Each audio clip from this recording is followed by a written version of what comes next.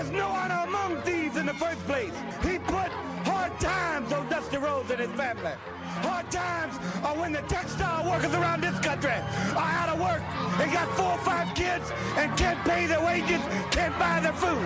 Hard times. You know that I'm the cream of the crop. It doesn't matter what your name is. I have come here to chew bubblegum and kick ass.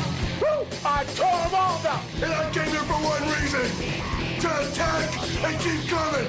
I did this for the rock. You will rest in peace. I asked you 1,000,000 times to join the NWO, or you would be born alive. Shut your mouth, you thong-wearing fatty. Bang, bang. And what you gonna do when Hulkamania run wild on you? And that's the bottom line, cause Stone Cold said so. Yeah! Fire! I won't ride in nothing but limousines, and I won't make love to nothing but the best looking women in the world. You don't know what hard times are, Daddy. You will know that your ass is mine. Bang, bang. The best there is, the best there was, and the best there ever will be. You got a championship belt? And I don't. That's right, I'm a Paul Heyman guy. When Ric Flair's in town, showtime! Woo! Sweet. My belly's just a little big. My hand is just a little big. But, brother, I am bad, and they know I'm bad. Beat me if you can survive, if I let you. Orderly! Woo! It is Rolex time! Quote the Raven. You just made the list! Who you beat, brother? Can you dig that, sucker? I am the game! The whole show. If I can be serious for a minute. You son of a bitch! Brock Lesnar! Damn! Austin 316 says I just whipped your ass. Oh, you didn't know? I mean, you're the Donald Trump of wrestling. You make Steven Spielberg look like a guy running 8mm films in a garage someplace. Will you stop? You don't want to recognize my belt, huh? You don't recognize my belt. I think you're a liar. I think you're a flat out, straight up, lying, crying bitch. Damn, that was an old one. I did not realize what that was until I'm like halfway through it. I'm like, whoa, this is an old intro. Anyway, it's still Dirt Sheet Dudes. What is going on, everybody? Hope everybody's doing good. Yeah, I know I didn't do my usual play a song afterwards, but whatever. What the hell? It doesn't matter. Like I said, I was a little shocked when I'm like, oh, shit, I forgot about this one here. Okay. Whew. Anyway, Smarky, my man, what is going on over there, buddy? I'm doing well. How are you? I'm all right, man. It's been a long, long, long day today. Like I said, I was telling you off air here. My wife had surgery. She was told it was at 11. Okay, so we get there at like 8:30. You know, get there early, get it in, get it done. So they bring her back. It's like 11:15 finally, and I'm like, what the fuck is going on? They're like, oh no, we had you scheduled for 2. Dude, we didn't get home till first of all, the freaking place was an hour and a half away, and it has been a long fucking day. We got back here about 5:30, but I did miss a little bit of AEW, which I know you can fill me in on. So when we get to that, I'll let you know. I did miss a little bit. I had to go pick up the kids. She can't be driving. She's still a little groggy from everything. Right. I Yeah. really didn't want her in my car, especially. Well, yeah. So I'm glad that you're, that's priorities, keeping the most important things safe. Your car, Yeah. the other things, I guess. I mean, it's a new car. You don't want to. It's a new car. It's an old wife, but it's a new car. I mean, it's a new car. I don't want to fuck up my car. Is all I'm saying. Well, I imagine there's still a warranty. I feel like I mean, yeah. I mean, there is. That's something. But anyway, it's just been a long day. I missed a little bit of AEW, having to go pick up the kids and everything. But otherwise, been a pretty decent week. Kind kind of a slow news week. There's some quick stuff for us to get into, and that's really about it. There's not a ton of really newsy news to get into, but there's some quick things to get into. And I am working on one computer here, which I'm also not used to. So I don't even think I have plugs on this computer. But let's see. I should be able to do it from memory by now. You would think, right? Yeah. You would think I can. So why don't we see if I can? Anyway, let's go ahead right here. Let's start off with the high marks. That's right. You got Cheese Man. You've got Mojo. You've got Gee Whiz. You should be checking them out on the Metal Mitt Podcast Network. That's right. Mixler.com/Metal Mitt Podcast Network. You should be already over there checking them out. If you are not, what are you, crazy? Sundays, 8:30 p.m. Eastern Time. You can check out those guys right there. And don't forget, it's also subscribe to the Inhumans, Bobby Anthem and Bobby Blades on the Inhuman Experience. Go ahead and check them out wherever you get podcasts from. And, of course, Eric over there on the Everything Unscripted Wrestling podcast. Check them out on the Everything Unscripted Network over there on Blog Talk Radio or wherever you get podcasts from. And, of course, that brings us to the Mr. Share the Show, Stephen Milan. It's greatly appreciated, sir. And find him on Letterboxd, boxd.com/Stephen Milan, 2 L's in that last name, Milan. And I got Hollywood Hangout this week. Be back 9:30 p.m. Eastern Time, Saturday. Back and forth on a few movies. I'm going to, I got a couple in mind I'm going to do, and I'll figure it out from there. Smark, let it rip, my man. You got it. Mondays, 8:30 p.m. on the Metal Mid Podcast Network. It is Cheese on Sports with Cheese Man, G Wiz, Luke Birch, Matt with 2 T's, and myself. Bonus edition this Sunday. We'd like to join us. We will be watching the Super Bowl, or the big game. I guess I don't have the sort of attorneys and manpower to take on the NFL, so we're going to go ahead and call that the big game so I don't get sued. But if you want to watch the wink wink big game, you can join us on the Metal Mid Podcast Network on Mixler, as well as, of course, Mondays, 8:30 p.m. And I was given a message to relay to you guys from One Dirk. I like to plug their podcast. I will just go ahead and read it as it was sent to me. We're no longer the Mo Dirk City Machine Guns. We are now Mojo and Dirk's Most Dastardly Show. And we do not do 2:30 p.m. anymore. We pre-record shows now, which is a wise thing to do. Skype and Mixler are very difficult to operate. Ooh, you can find us on Spotify, iTunes, and Google Podcasts. So there you go. Mo Dirk, Shitty Machine Guns are no more. It is Mojo and Dirk's Most Dastardly Show. You can find them on Spotify, iTunes, and Google Podcasts in case there is any mystery as to where one might acquire a podcast. There you go. And last but not least, be sure to check out our friends at Planet Rackland Tour, the Planet Rackland Tour podcast with Bobby Anthem, Papa Dave, Sincere, and Yuck Nasty.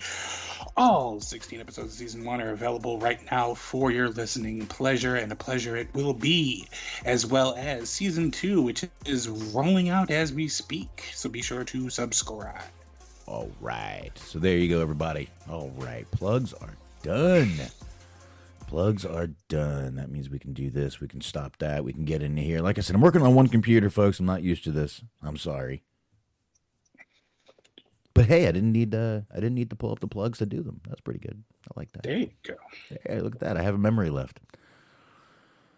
Obviously not smoking enough weed. Obviously. Yeah, I mean, you can never smoke enough weed. I try to. So there's that. Anyway, I guess we can go ahead and get into a few things here. Once again, things I'm not going to spend too much time on. We will just hit this really quick. Former AWA Women's Champion Candi Devine, real name Candace Rummel, has passed away at the age of 63. Passed away in hospice care. She actually had suffered a seizure and collapsed a lung last year in 2021, recovered from all that, suffered a fall a few months later, fractured her back, which led to her being hospitalized, collapsed in a store just in November, and hospitalized again. Back in the hospital earlier this month with liver damage and some brain damage from the seizures, and I guess everything just finally got to her.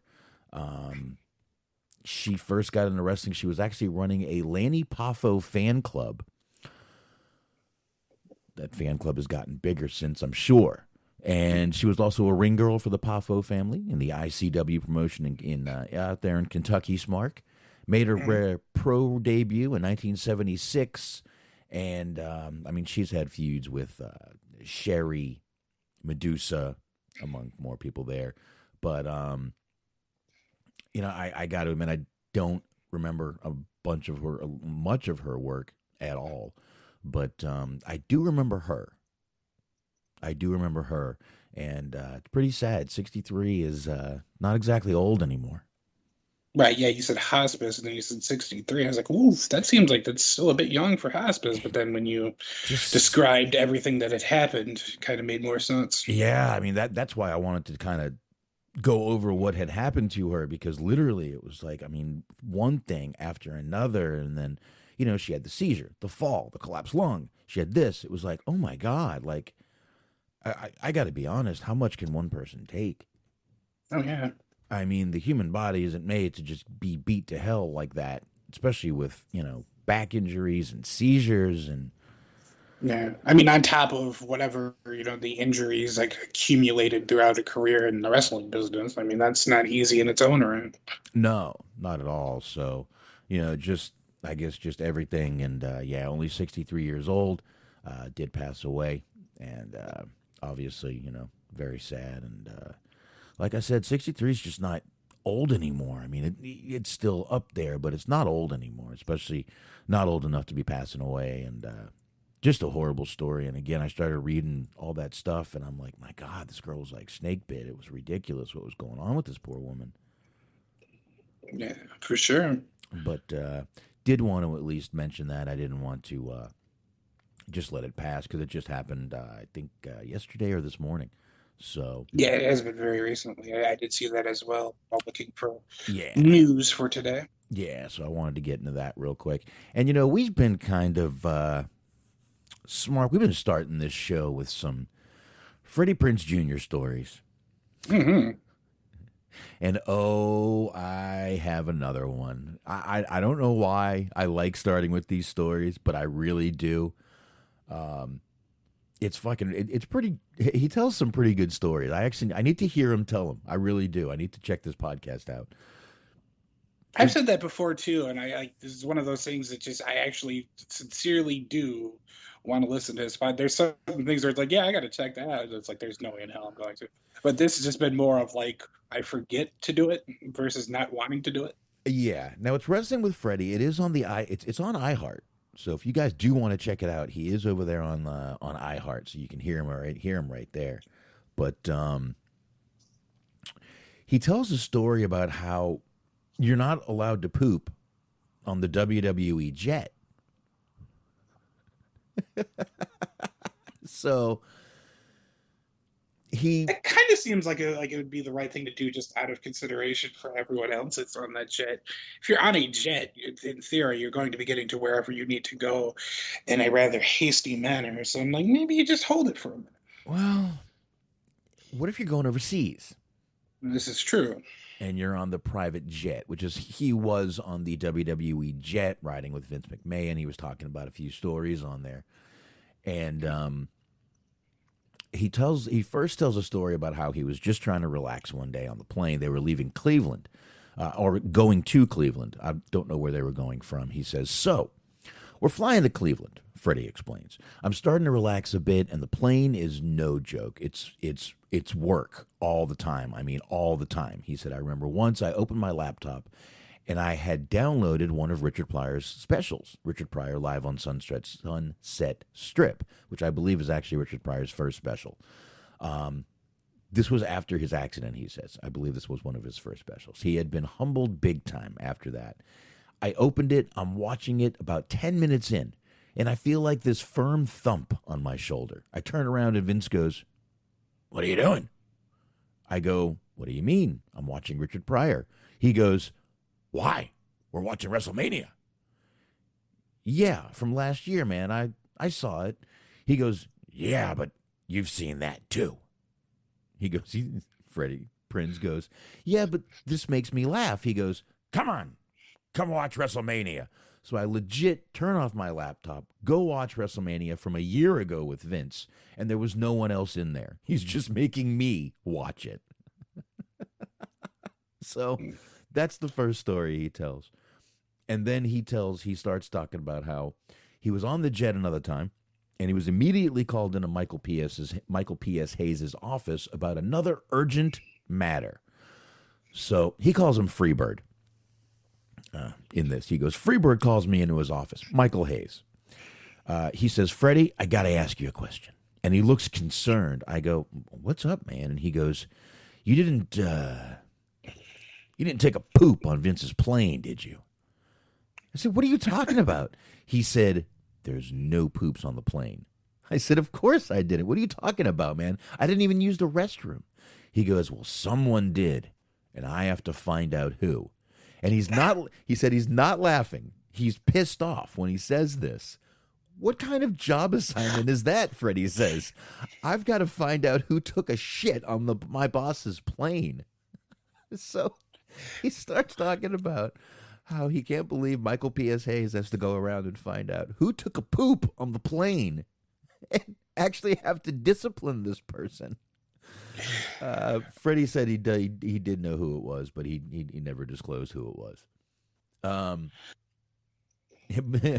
Michael Hayes never knew. But Freddie knows. Freddie knows who pooped on the plane. You can't poop on Vince's plane. Okay, so you can't sneeze. Nope. You have to watch whatever Vince is watching, which help me. If he's watching shows from a year ago, this man should be really taking in what's going on. Dirk says that's a shit job. Literally, my friend, literally. See, I'm used to looking at this computer for the fucking chat room, and there's a blank screen. Right. It's not there. I tried to use it as a second monitor. That didn't work either. I don't know. Maybe I don't know. I need a new computer. Guess I need a new computer. So before I have fun with the idea of Michael Hayes being just his own CSI person, we have to figure out who pooped on this plane. Oh yeah. Ooh, anyways, Richard Pryor, Live on the Sunset Strip, was from 1982. That was his penultimate in terms of filmed concert specials. Okay. Not going to read any of the other ones because as soon as you get to 1974, it becomes a real dicey territory to do so. Yeah, I would just leave that alone. Yeah. Because I was like, I'll just read them off. And I was like, no, I will not read them off. That's a terrible idea. If you're familiar with his work, you know why. Anyways. Anyways, this is just fucking, it's wild.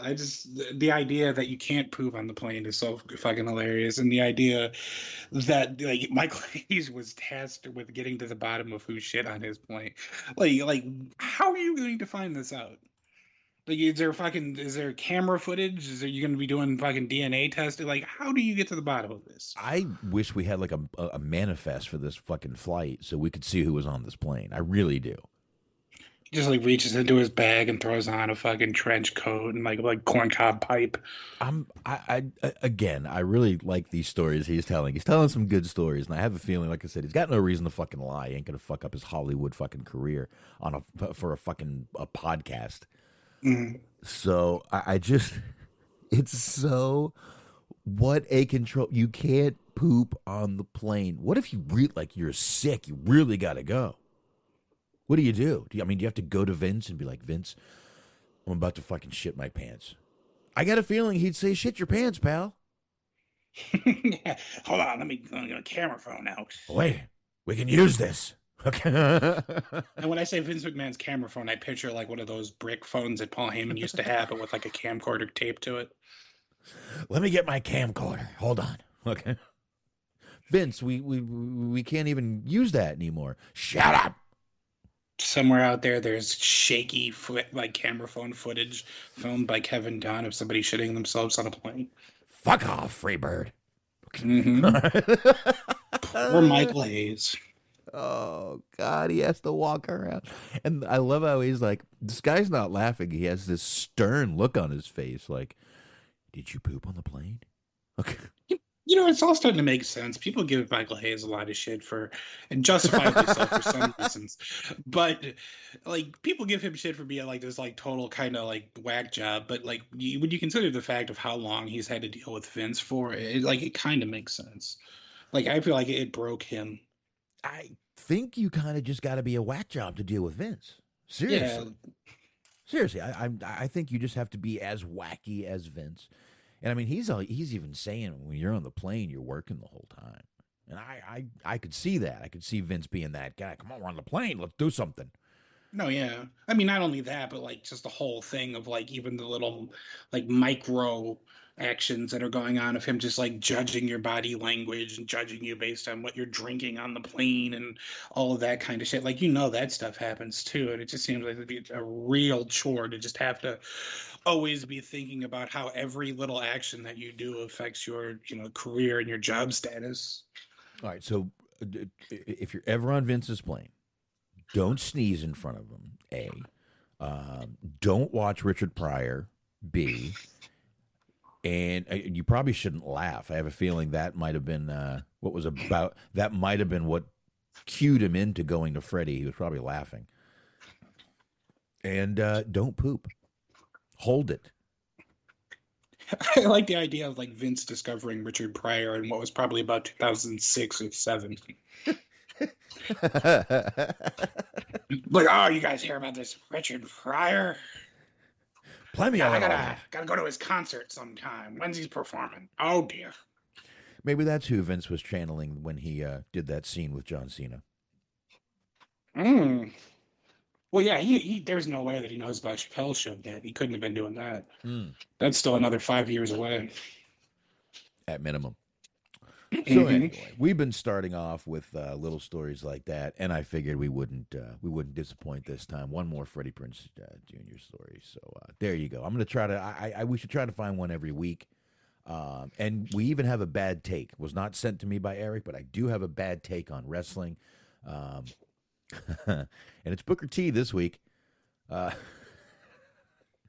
It's Booker I may T. have heard this, but yeah, let's see what old Booker T has to say. You might have. You really might have. Let me see something here. All right. There we go. Okay, quick there. Now, I got two little quick things on GCW to mention, Smark. I hope you don't mind. I'm sure you don't. You're a GCW fan yourself, my man. Indeed. So the first one is, looking yesterday, Brett Lauderdale puts up a picture. It's him and Nick Gage. Nick Gage has what appears to be a contract in his hand, and it appears Nick Gage has signed, according to Fightful, an exclusive multi-year contract with GCW.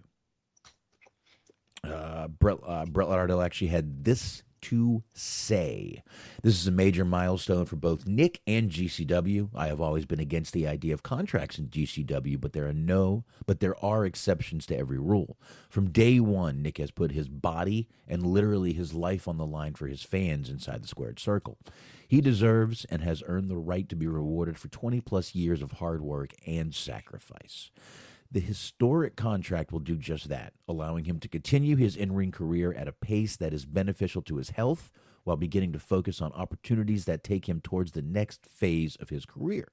GCW would not have achieved the level of success it was without Nick effing Gage. And we are proud to be able to say that GCW will remain Nick's home for the rest of his career. There you go. I mean, even in the tweet, I'll read you the tweet real quick, and then Smark, you can chime on in, please. This is the first and likely the last. This is a tweet by Brett Lauderdale. I'm sorry. This is the first and likely the last GCW contract GCW will ever offer. Excuse me. My heart is double pumping. Nick has earned the right to finish his career on his terms with dignity and a focus on the future he deserves. I'm proud GCW can give him that for the hard work, sacrifice, and loyalty over the 23 plus years. MDK all effing day. Okay, there you go. Smart. What do you think? So yeah, there you go. I mean, it makes sense. Like you said, he's basically synonymous with them. I don't necessarily see him, just based on the way that he wrestles, like really getting offers elsewhere in terms of Right. like, I don't think he's going to be showing up on NXT 2.0 anytime soon or anything like that. Like he did have this stint in AEW, or he had, the Wrestle the Match in AEW, but I don't think that they, based on, again, the way that he wrestles, that it'd be sustainable for him to be there for like an extended period of time. And he's been one of those people that have been synonymous with that company, with GCW, and he's largely part of their rise to success and prominence. I mean, he was, having him wrestle, doing the deathmatch stuff with like David Arquette, with Matt Cardona, with all those people. Just it raised his profile, raised GCW's profile. He's been huge for them, so it makes total sense that they would. I think the contract, more so than anything, is just sort of symbolic, that he means enough to them that they would actually want to have it in writing and be sure that he's not, they don't want him to go anywhere. Just sort of a way of showing him that that's how important that he is to them. Because I don't really think he was really at risk of going anywhere anyway, but just to sort of cross the T's, dot the I's, that kind of thing. Yeah, I mean, you hit every point that I would have hit. I'm not going to repeat any of them, but I mean, every one of those are exactly correct, what you said. And you're right. He definitely is synonymous with this company. He has done a lot. Like, I mean, you mentioned every match, the Arquette match, the Cardona, going to AEW, doing that match, just everything he's done has definitely been good for him. And I think this is a good thing for GCW. Even if this is the one and only contract that they do put out, I don't care. This guy has been very loyal to this company, and I do agree with you. I don't see any. I don't see people throwing him offers, but I definitely think this is a good thing for him. He's at least got something right now, something solid, and I don't know. I think it's a great thing. I congratulate Nick Gage and Brett Lauderdale, on signing a person with GCW. It's got to be got to feel good for him starting this little indie company and being able to do something like this too. Right. So, anyway, like I said, you hit all the points. I don't need to drag on anymore. I'm done. There you go. There you go. But on the since we're talking about GCW, Gringo Locos, Mark. Yes. Will be going to AAA to make his debut down there in AAA. That's right. Indeed, he will. Yes. Yes, he will. He will be at. He's going to go brawl with Psycho Clown. Mm-hmm. Is what it's saying here.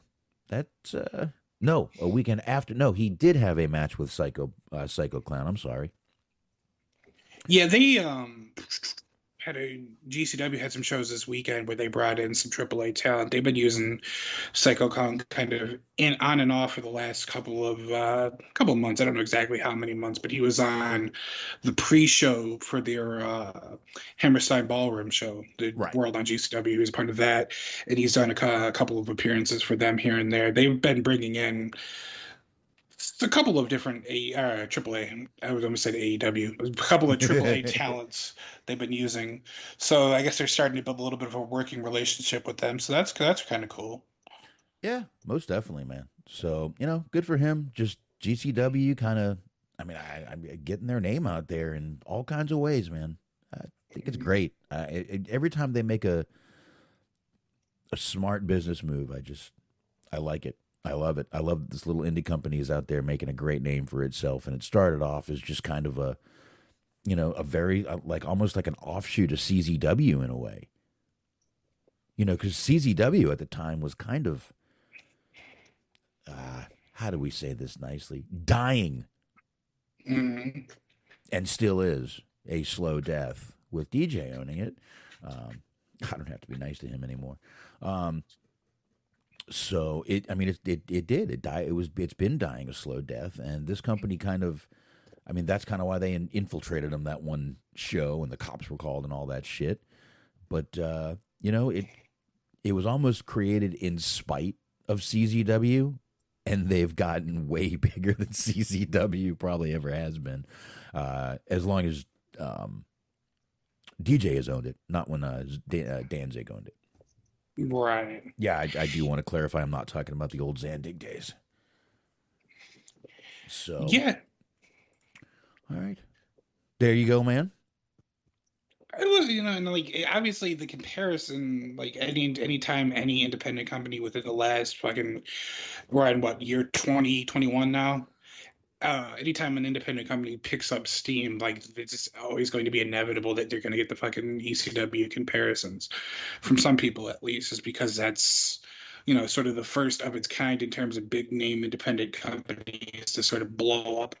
But I think, like, if anything, you can make a little bit of a comparison just based on the fact that they're in a position where kind of ECW was, in the sense of now there's two main companies and they're in a position now where they have to try their best to hold on to the people that they have and then try to fill gaps when the two big companies take their people. Like, I won't say that they're comparative to ECW in other ways, but just in that way of having to consistently find a way to keep their roster fresh. That's definitely something that ECW had to deal with, and that's something that GCW has been having to deal with now in the AEW landscape of things. Yeah, most definitely, man. Well, again, you hit every point. You're on point tonight, Smart. What else can I say?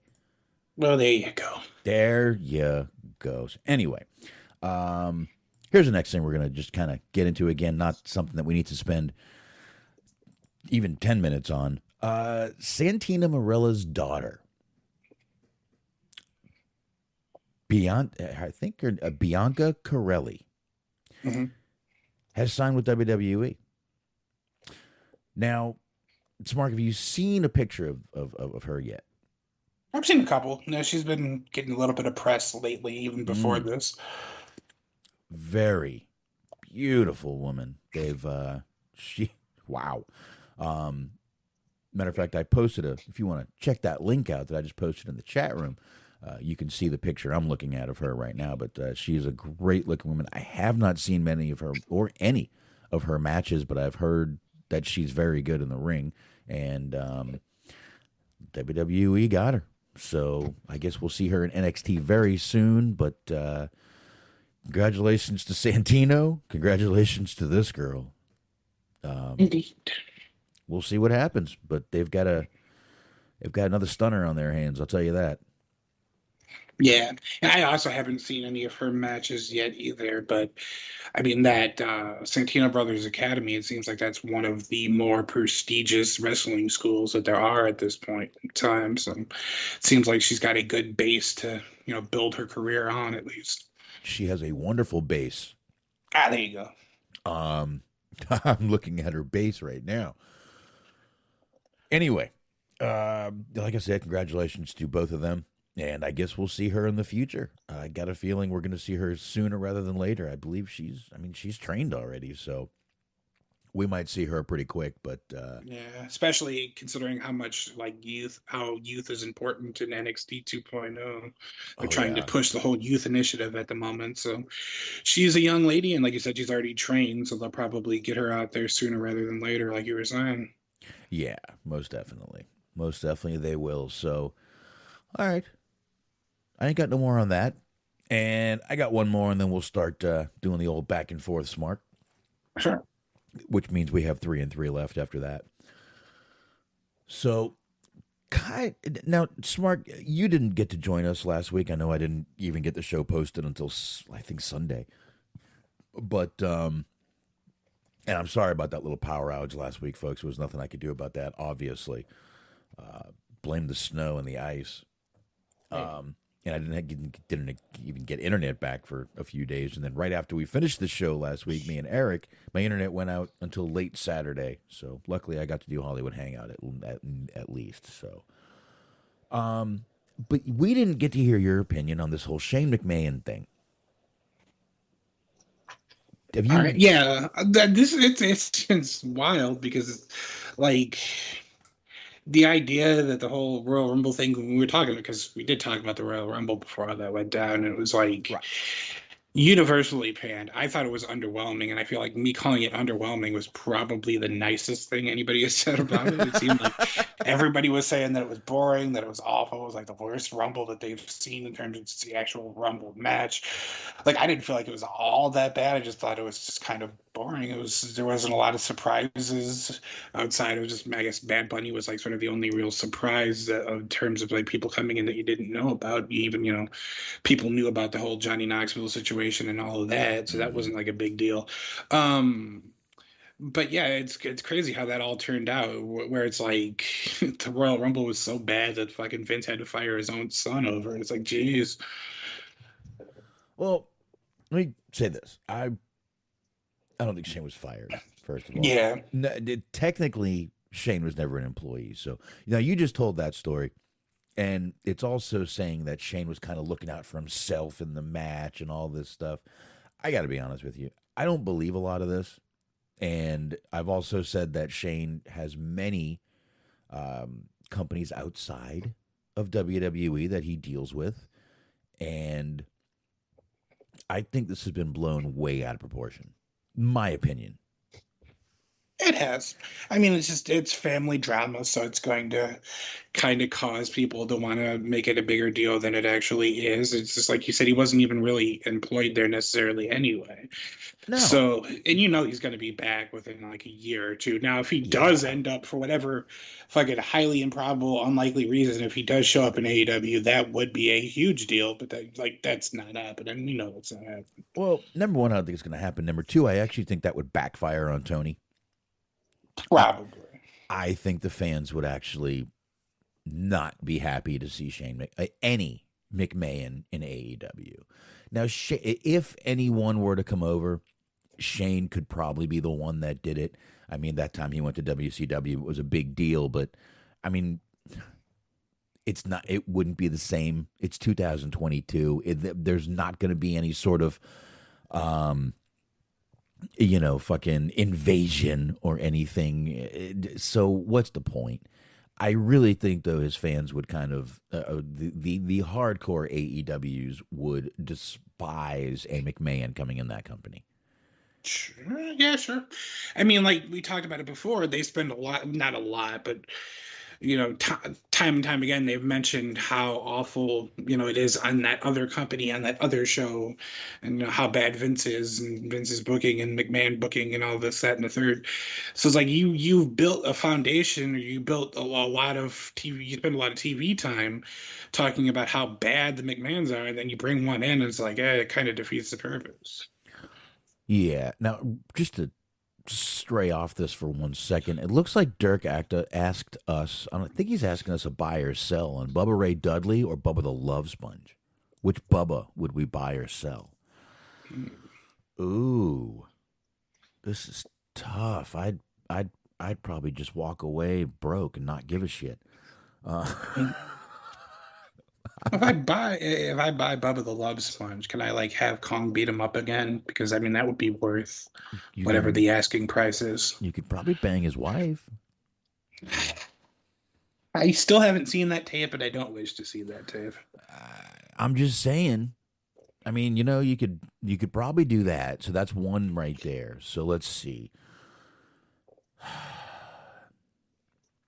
Bubba's not with fucking, Velvet Sky anymore, so you're not going to even get to see her around. So, geez, this is a tough one when you think about it. Which one? I mean, they're both scum in my opinion, which is really tough. That's the tough part, Mark. God, man, if you think about it, who is named Bubba that isn't just a gross person? Well, you think about it, all of the people that I can think of that are named Bubba are just kind of. They all kind of look the same, and they're all kind of like gross fat dudes. You got Bubba Ray Dudley, you got Bubba the Love Sponge, you got Bubba Sparks. I'm trying to think of a Bubba that isn't just gross. Bubba Shrimp. He wasn't Bubba gross. He was a nice guy. Is that the lad from Forrest Gump? Movie? From Forrest Gump. Remember the movie? Man, that shows in my movie watching Acumen when I refer to one of the biggest hits in movie history as it's that Tom Hanks project. that little film he did. Yeah, the little indie pitch. All right, let's see. Bubba the Love Sponge or Bubba Ray Dudley. I guess I'd have to buy Bubba Ray and sell Love Sponge. Love Sponge is way more scummy. I don't know. I'll take Bubba Sparks. Maybe Bubba Wallace. I don't know. Bubba Wallace? Like, that's an extreme, like, for considering the people that listen to our show, I feel like that's an extremely obscure reference, but hey, whatever. I know who it is. Well, but of course.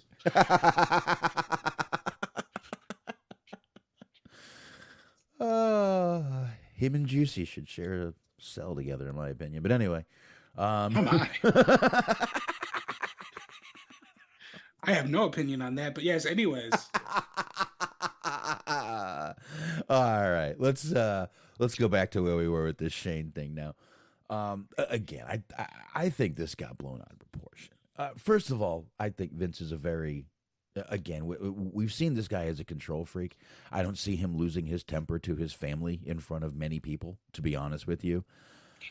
Now, I do see there was everyone's reporting there was a little mess up at the Rumble where Shane's music hit and Randy was supposed to be coming out. So Randy said, well, I'm not coming out to Here Comes the Money, which I don't blame Randy for. He's got a fucking, a sports entertainment rep to protect. I don't know. Right? Is that a good way to put that? That is such a messed up. That would have been great if he came out and just, like, it wouldn't have made sense to anybody at the time.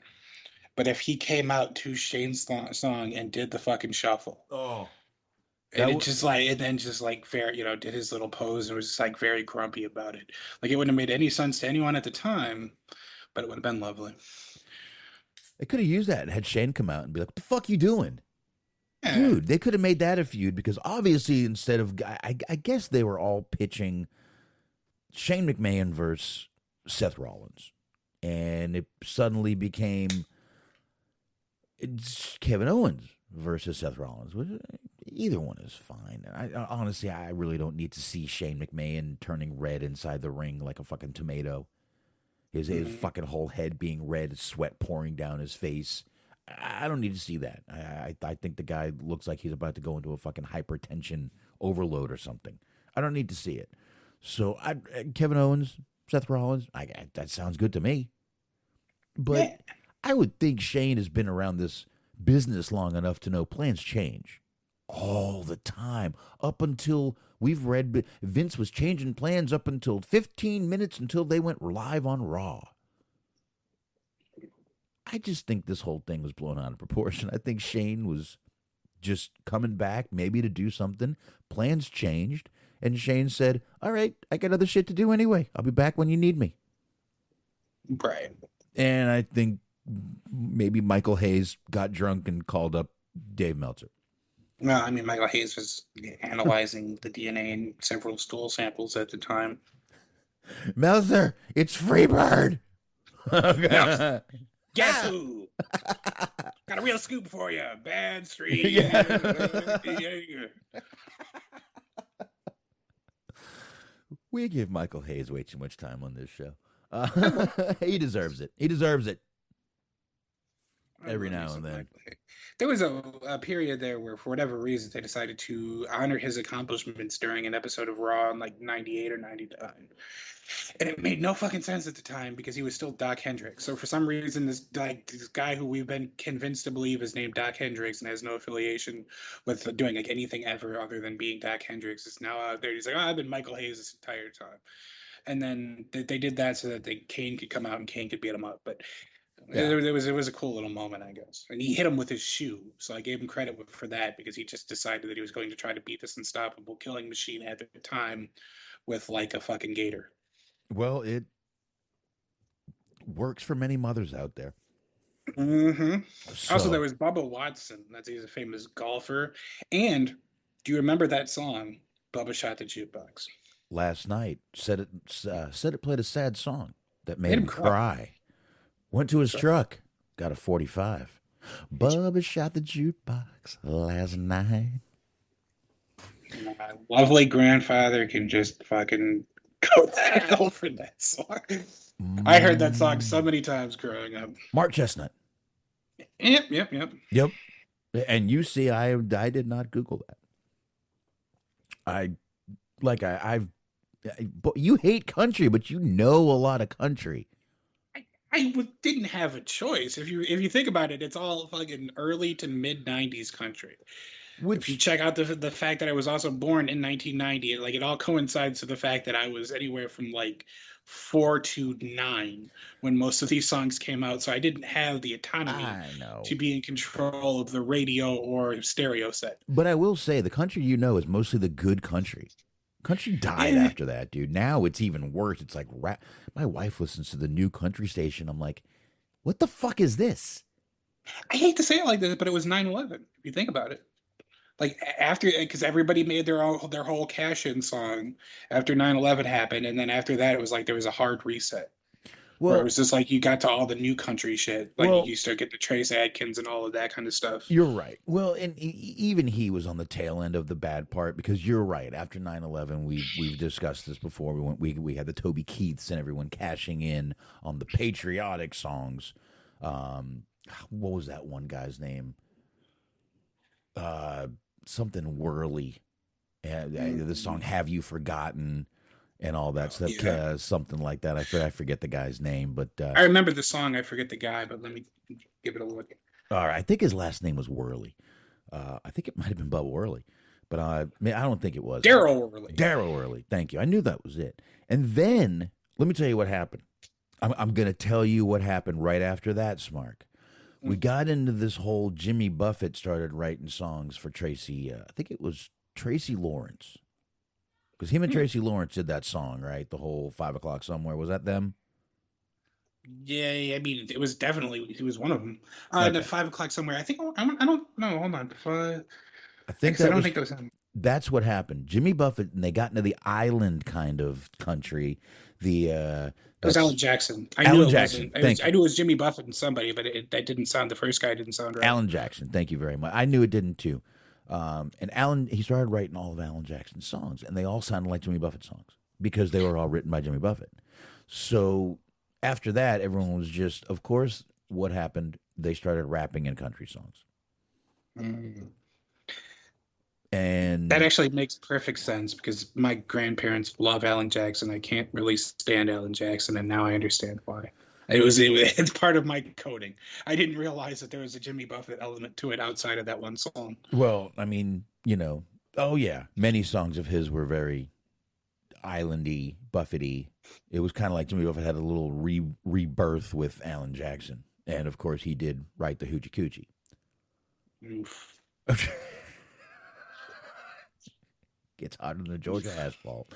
Anyway, we really did trail off. How the fuck did we trail from Shane McMahon to country music? I'm sorry about that. But anyway, this was on the list to talk about last week. Me and Eric got into it a little bit the other night, and I wanted to get your opinion on it. So, again, I think it got blown out of proportion. I think this is all a lot of bullshit. I think, like you just said, we'll have Shane back within a year, like nothing happened, and it won't matter. Yes.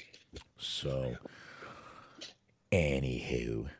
I have a segue if we're getting into one of my topics. Absolutely. Okay, so we just got done talking about Alan Jackson and Jimmy Buffett. So somebody who obviously embodies the Jimmy Buffett tradition of day drinking and gaining unnecessary amounts of weight, Joey Janela is hopeful that his contract in AEW gets renewed. How was that? There we go. Boom. Professional. When All Elite Wrestling was formed in 2019, Joey Janela was one of the first wrestlers involved in the initial press conference, having competed at All In, the event considered to be the precursor of it to AEW. Joey Janela seemed like a natural fit when he signed with the promotion. In the years since then, the promotion has grown by leaps and bounds. I enjoy the kind of subtext to that. Basically, they've gotten a better roster. Now, Joey Janela's contract is coming to an end, and questions are surfacing regarding his future. Joey is a major part of Game Changer Wrestling, and in AEW, he's typically competing mostly on their YouTube programming. Ouch. In recent weeks, names like Marco Stunt and Peter Avalon announced They did say announced. It should have been announced, not proofreaders. They are talking. They're taking more. There you go. After I make fun of them, they are taking more independent bookings as the structure of AEW continues to change as the company grows. Asked on Barstool's Wrestling with an R podcast what is going on with his current situation at AEW, Joey claimed to not be sure what is happening in regards to his future. Quote, "You tell me, I don't know," Joey said of his status with All Elite Wrestling. "I don't even talk to them. Yeah, I get a check, but I don't know what's going on." Ultimately, Joey says he is hopeful that his contract with the company continues, otherwise he runs the risk of looking like an idiot, something that Joey Janela would never do. Quote, "Some rumor says my contract is up on April 30th, so I don't know what the fuck is going on," claimed Joey. "I think it will continue. If it doesn't, I look like a fucking idiot right now. I just said it. This is going online." Joey told Fightful's Sean Rossap that his contract expires in May of this year. You can check out the full interview if you can click the link that I am speaking. Yeah, if you can figure out a way to click a link based on this audio, I am impressed. So there you go. Yeah. And really, I mean, April 30th, May 1st, what's the fucking difference? April, May, I mean, come on. All right, the contract is expired as of May 1st, April 30th. I mean, this is splitting hairs here. I'm not sure if they were trying to say that there was a lie being told here, but if they are, no. Anyway, I'd say after this interview, I don't think it is going to be that the first quote, "You tell, I don't even talk to them. Yeah, I get a check, but I don't know what's going on." That might not have been the smartest thing to say. Yeah. This is, my God, he's the JTG of AEW. Yes and no, because JTG was smart enough to just like stay in the background. Like he wasn't out there giving interviews. JTG was like lurking in the shadows. Yes, I like that. He was. That's exactly what he was doing. Lurking and catering is what he was doing. Which I, of course, now have just a mental image of JTG dressed as a vampire hanging out and catering. Blah, blah, blah, blah, blah. Shadows. I am JTG. Where is Brooklyn at? How many more days till my contract's up? 1. 2. Anyway. I think after this, maybe his contract will be not renewed. I'll tell you the truth. I wouldn't like that line. That one line. If I was a business owner, I wouldn't like that line. I wouldn't like. I mean, you don't really want him to full on discuss, like, be fully transparent with the fact that you guys are just not communicating. Like, that kind of casts aspersions on the way that you do your business a little bit, I think. I mean, put it this way. The first line was, like I said, that's a little irritating. Like I said, if I was a company owner and read this, I'd be like, And rumor says my contract is up on April 30th. You don't know your own fucking contract, dude?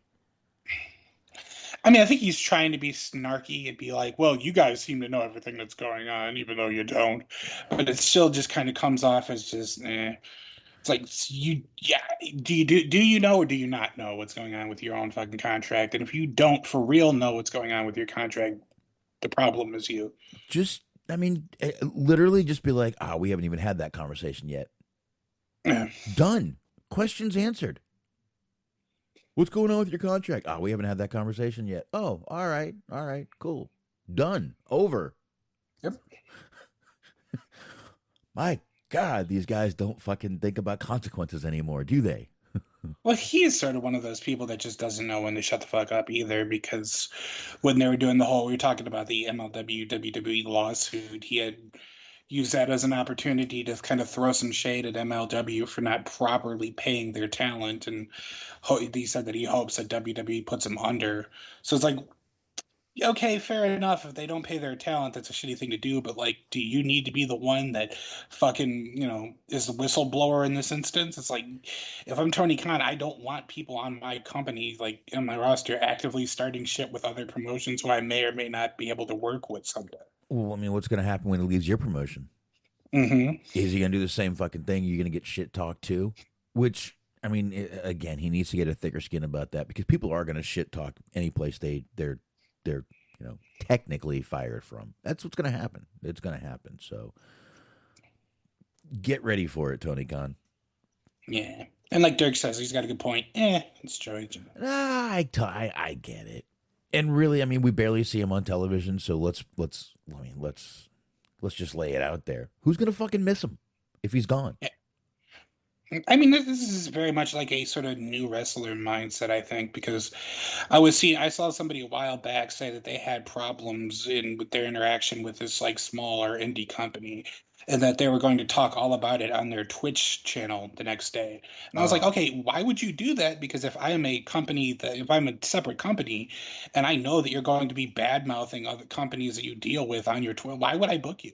Yes. It's like, what the fuck? Like, you're fucking your own self over just so you can get a couple of views on Twitch. I'm not sure it's worth it in the long run. I mean, look, even if you're paying the guy, even if you're doing all the right things, what if something happens? Something goes wrong, and this guy goes and shit talks your company. Obviously, he's got no problem doing it. I mean, it's kind of like that. I hate to bring this up because I know you hate this movie, but it's kind of like that scene in Draft Day where he's telling the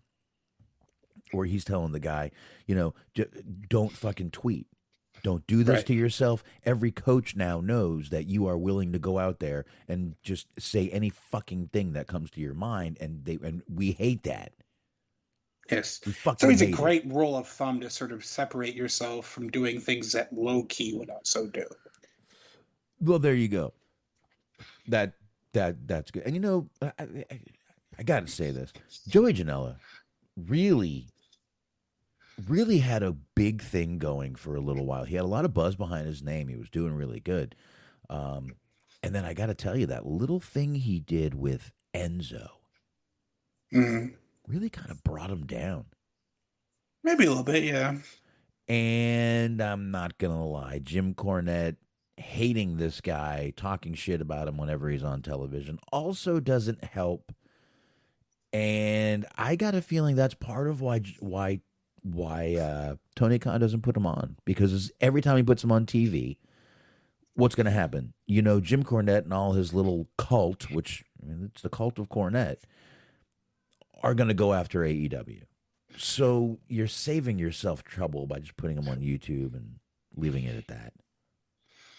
Well, I think it's just kind of the same reason why it doesn't really make sense for them to sign Gage to a long-term contract. As like, their best element is wrestling the more hardcore deathmatch style matches. I mean, I guess not to be redundant, but then the way that AEW books things is like those big sort of hardcore deathmatch, stipulations are reserved usually for the blow-off matches to big feuds with big stars. So, it doesn't make sense to have like, Joey Janela in the same matches on like AEW Dark that you would be having, like this week on Dynamite, the Texas Death Match or whatever, Right. So you're kind of relying on Joey Janela to be just sort of a straightforward wrestler. And that's not necessarily the best place that you want to be in. So it doesn't work well for him. It doesn't work well for you. Plus, it's a matter of like, what is Joey Janela's character? Like, he's been there for 2 years, 3 years now, whatever. As long as they've been running, he's been there. And like, what is his character? What is his motives? I haven't really seen much of anything in terms of character work from him, and that's an issue in its own right. He's the bad boy. True. But that's it. I don't know. Yeah, because the whole time he's been there, he had that team with Sonny Kiss, and then they broke up, and then that was really the only sort of development that's happened. Yeah, that was it. They really didn't. Excuse me. They really didn't like go with that at all. It just kind of went out there, and next thing you know, it was done. Yeah. They didn't roll with it at all. I like him. He can have good matches sometimes, and I kind of like watching him wrestle sometimes, but I just don't think he's a great fit for that company. Like, he can be better utilized elsewhere, and I think just GCW is a better fit for him. Right.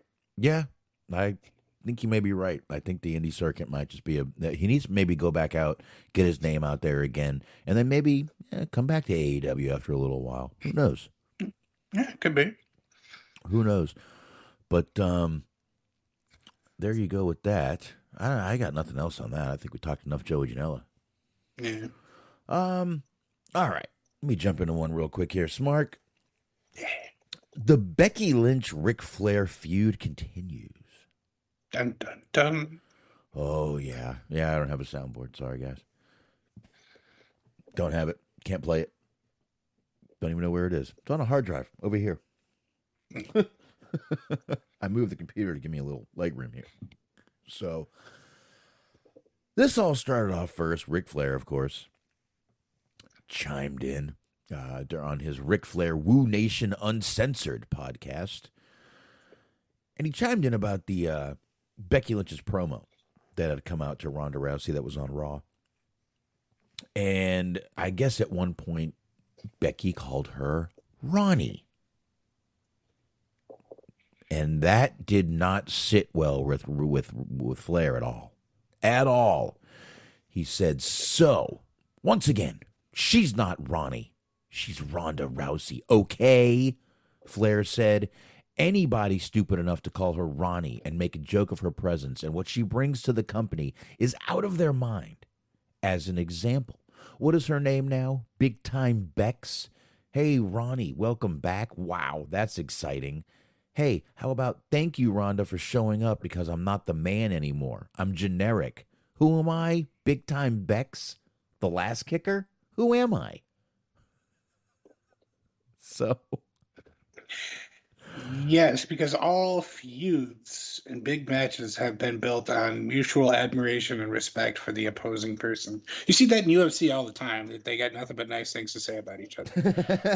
Yeah, I think this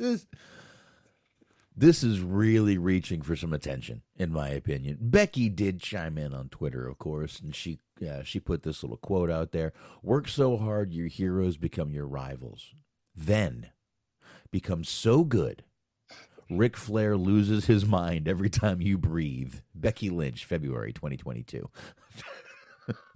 This was today. She put this out, February 9th. This is the weirdest little... you know what? Here's what's weird about this.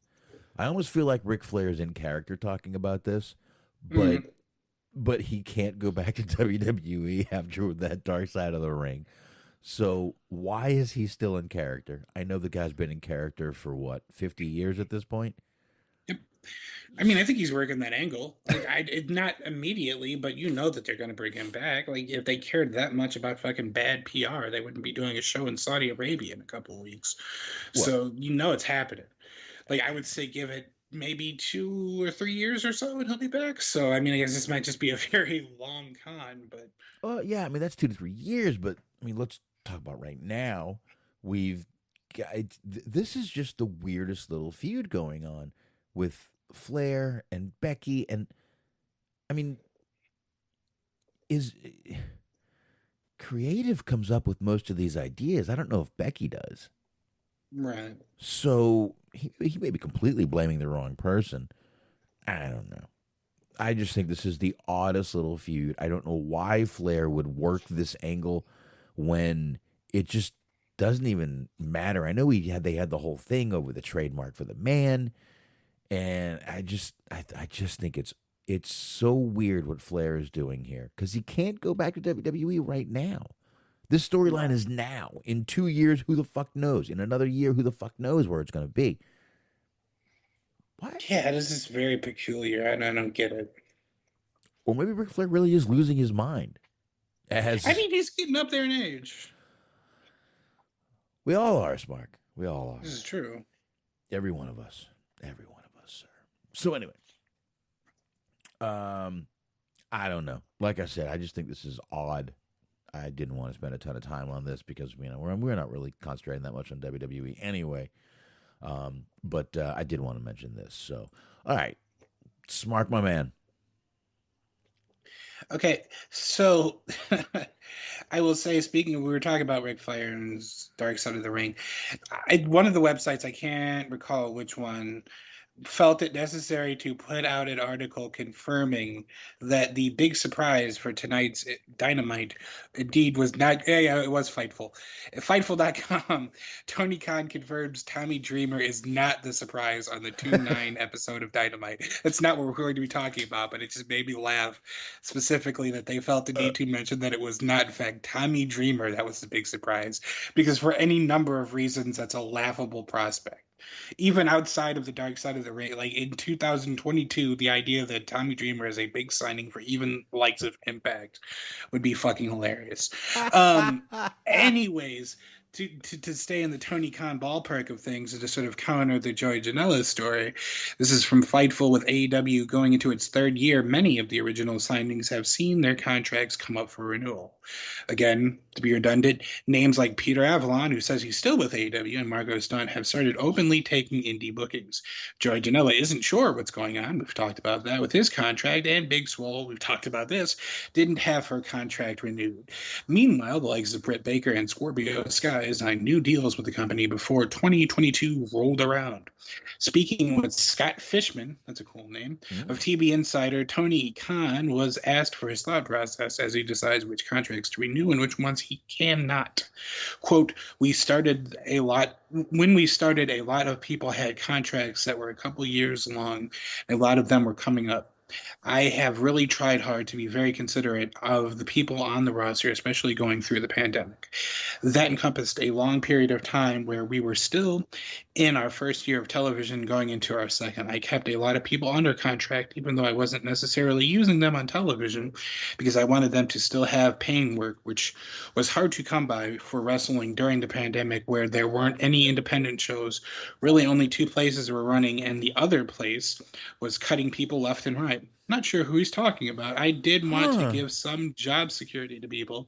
Now, with so many wrestlers coming in, I cannot renew all the contracts.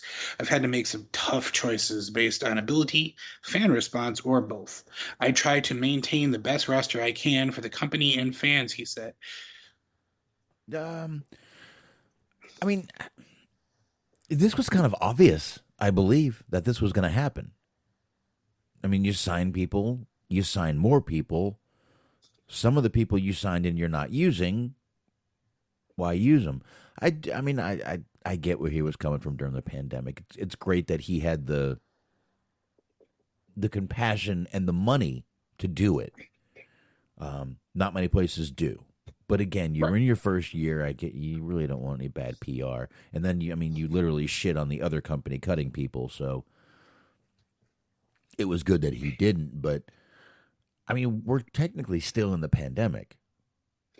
Yeah, but unfortunately, it doesn't seem like that's going to come to an end anytime soon. So I think you kind of have to start swinging towards, not to use buzzwords, but whatever the new normal is going to be.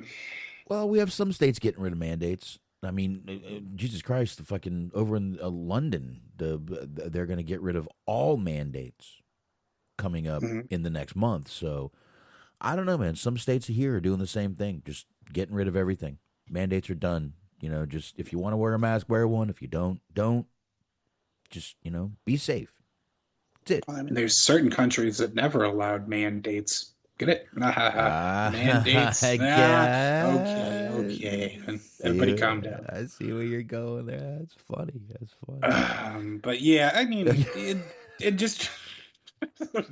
No, it's fucking joke. See how I at least acknowledge your bad jokes? See how that works? Okay. That wasn't even worth it. Anyways, I don't know where to go from here. Tony Khan. Just because they're getting rid of the mandates doesn't necessarily mean that the pandemic's going anywhere. No. But like you say, like it just kind of in collaboration with what we've both been saying is at some point you have to start kind of doing things as close to how you used to do them as possible. And now that we're in fucking year 2 of this already. You're coming into year 3. Yep. Really. So you got to start fucking moving forward somehow. Yeah, you do. And like I said, this was obvious. There's certain people that are just not going to get over. There's certain people that people aren't going to care about. There's certain people that are just not going to be used on television because you hired them just to be this guy or the third guy in a faction. but you're very short, and no one gives a shit about you. Mm-hmm. Marco Stunt. Excuse me. Didn't mean to cough that up right there. But I mean that think about it, Marco Stunt. That's exactly the guy that, I mean, of course it just wasn't he's not gonna wrestle many matches. He's not believable in matches. So what are you gonna do with him? How long can you really keep a Marco Stunt? A Peter Avalon, good character, but kind of one-dimensional. You know, when I was thinking about this earlier, like, I think just they missed the boat. The timing was wrong. Because if you think about, like, and I do mean this, like, if you think about it, now that their lead-in is the Big Bang Theory, having the librarian's gimmick would have fucking worked. Oh, you're right. It might have. It might have. And you know what? He didn't say he was gone from AEW yet. I don't know when his contract is up, but you never know. Maybe they'll decide to try it one more time. You're right. That actually is a great point. The fact that they do have Big Bang Theory coming up as their lead-in right now. It's funny. My wife is funny. She's still a little groggy, kind of right. She was when I was turned on the show. And she saw that I had Big Bang Theory on, and she's like, "You watch this show?" And she like slowly turns to look at me like I'm weird, and I'm like, AEW comes on right after. And she's like, oh. She's moving like a fucking sloth, my poor wife. But she seems better now because the kids aren't screaming. That's a good thing. Well, maybe it was more of like just a thematic thing. She was like trying to fit in. She was doing like the Orange Cassidy thing. Maybe she was. I don't know. I don't even think she could have held her thumb up. But anyway, again, I feel this was an obvious move that was coming. If you guys didn't see it, then I'm not sure what to say. But I do have to say there's positives and negatives to just letting their contract run out. One positive is they didn't get fired. That's a good thing. But if you do have non-competes in your contract, that would mean you would have to pay them for that last few months of non-compete. So what they're not getting is those last few months of money. But what they can do, and I got a feeling Tony's the kind of guy that would be like, look, I'm not renewing your contract, so you want to go out there and start doing indies, taking dates, go for it. Right. So what they can do is start going to work right away. That, in my opinion, that's kind of a negative and a positive. It is interesting that, now that you bring it up, is that we haven't really learned the kind of ins and outs of their contracts yet in AEW. No. Whether there is or isn't a non-compete, how long, who that pertains to, that kind of thing. Well, he's kind of, Tony Khan has kind of not shit on the non-competes, but made little digs at the non-competes that Vince has. And I don't know. I mean, really the only person that, let's face it, the only person that they've actually released that I can think of would be, what's his name? Jimmy Havoc. Yep. And I don't think any company was going to touch him. No. So we don't really know if he had a non-compete because nobody was touching that guy after what. I mean, he admitted to the allegations. He never denied them. He actually copped to it. Said, "Oh, I was a piece of shit. I'm sorry." People not touching him had been a kind of a common theme. Right. So, yeah, I worded that wrong. I guess I'm sorry. It's really more of who he was touching than who was touching him. I mean, no. Obviously, I meant no one would hire the guy. Right. No, I get you. You made it all pervy. Like I didn't even mean that. I apologize. It is weird how we've mentioned him like probably 3 weeks. Well, we've talked about him more just like in this like last month or so than we did his entire time with the company. And I mean, rightfully so. Really, the only thing of note he did was get beat up by Excalibur when he was drunk at a party. I mean, basically, he's just a wannabe Marilyn Manson out there. Which I feel like that should have been alone enough to get you fired. If you get beat up by Excalibur, like that's it. Like back in the day that you used to get fired like from companies if you got beaten up in like a bar fight with a fan or whatever. It's like, oh, you're killing the business, you're gone. You get beat up by Excalibur. It's dope. Talking the old Bill Watts days now, buddy. Mm-hmm. I'm down. Let's roll it back. There you go. Fuck yeah. If these guys get beat up, fuck yeah. Well, in that case, Drew McIntyre wouldn't have been anyway. Well, I mean, that kind of was why he got fired. I mean, in a roundabout way, it just didn't happen immediately. I mean, and he didn't even hit her. She beat his ass.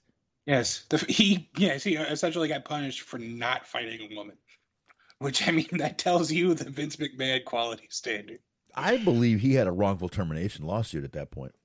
Kinda. I mean, good luck proving it, but I mean, yeah. That's the thing. If you could prove that they fired you for not fighting, like not beating your wife when she was kicking your ass, I don't know. That's why it didn't happen immediately. It's because they removed themselves from being held responsible, I think. I mean, a bear hug, at least. Oh yeah. I mean, for sure. Like, if you're in a position where you're being assaulted and you can restrain somebody without causing them physical harm, go ahead and do that. Yeah, of course, absolutely. But I'm just saying. Anyway, like I said, there's positives and negatives to the contract running out. Like I said, if you can get bookings right away, awesome. You're going to start making money right away. But indie circuit's still not guaranteed money like you had here. Right. It's still a shot to your probably your ego, to your bank account, to everything. So, I mean, well, there were some people like Joey Janela included. He even said this like in his. Oh, where'd you go, Smart? I lost you there. Smart? I don't know. Somehow I ended up I think I might have accidentally muted myself. No, you're good. I got you. I was going to say, though, to that point, it was like Joey Janela had even kind of mentioned this in his speech when he was like kind of transitioning from GCW to AEW, is that like a lot of those people that are on the indies at the moment that aren't under like AEW contracts, WWE contracts, that kind of thing, they're working secondary jobs. So like this kind of stuff is like, you end up getting released or not having your contract renewed for AEW, you might be going back to whatever your secondary job was. So that's kind of a big life-changing predicament to be in. Yeah, man. A lot of things. I mean, just all kinds of shit can go wrong when you lose your job, man. It's trust me. I've quit a few, and been fired from a couple. So I know, man, it's tough. Especially when you got family, you got kids, you got wife, you got all this shit. Tough, man. Rent, mortgage, whichever. One way or another, you got to pay for something monthly, unless you own your house. You're lucky. Yeah. Anyway, let's get into something a little more. This is starting to depress me a little bit. Starting to hit homes, Mark. Yeah. So, anyway, looks like another person that WWE was looking to bring back and decided not to. Just kind of I guess this sort of ties into it a little bit, was Kurt Angle. Kurt Angle was kind of, they kind of set him to join this little RK Bro versus Alpha Academy, and he said he had talks with them. They had actually had things, he was actually supposed to do something at the Royal Rumble, but at the last minute, plans changed, and they brought him to Royal Rumble anyway. And he met with the officials, and they were going to try to keep up with it. But he ended up just doing some documentary content and some other projects while he was there for WWE. But they said he was definitely in there with everything, and everything just kind of got changed right away. There were certain pitches that he was going to kind of get into the, obviously, kind of, the Alpha Academy obviously has the kind of comparison to the old Team Angle, if you remember them. Mm-hmm. So they were going to play off the days and kind of go in there and give them kind of some other more 3 eyes. He was going to do the 3 eyes with them again. Intensity, integrity, and intelligence. Yep. So, but at the last minute, plans changed. As they do. As they do. And I would have actually liked to see Kurt Angle come on in and kind of be a little manager for those guys. And I think it would have been a cool thing. But right now, I guess they're okay on their own. No one's really complained that there isn't any Kurt Angle. But I think it could have been a little spice to the storyline.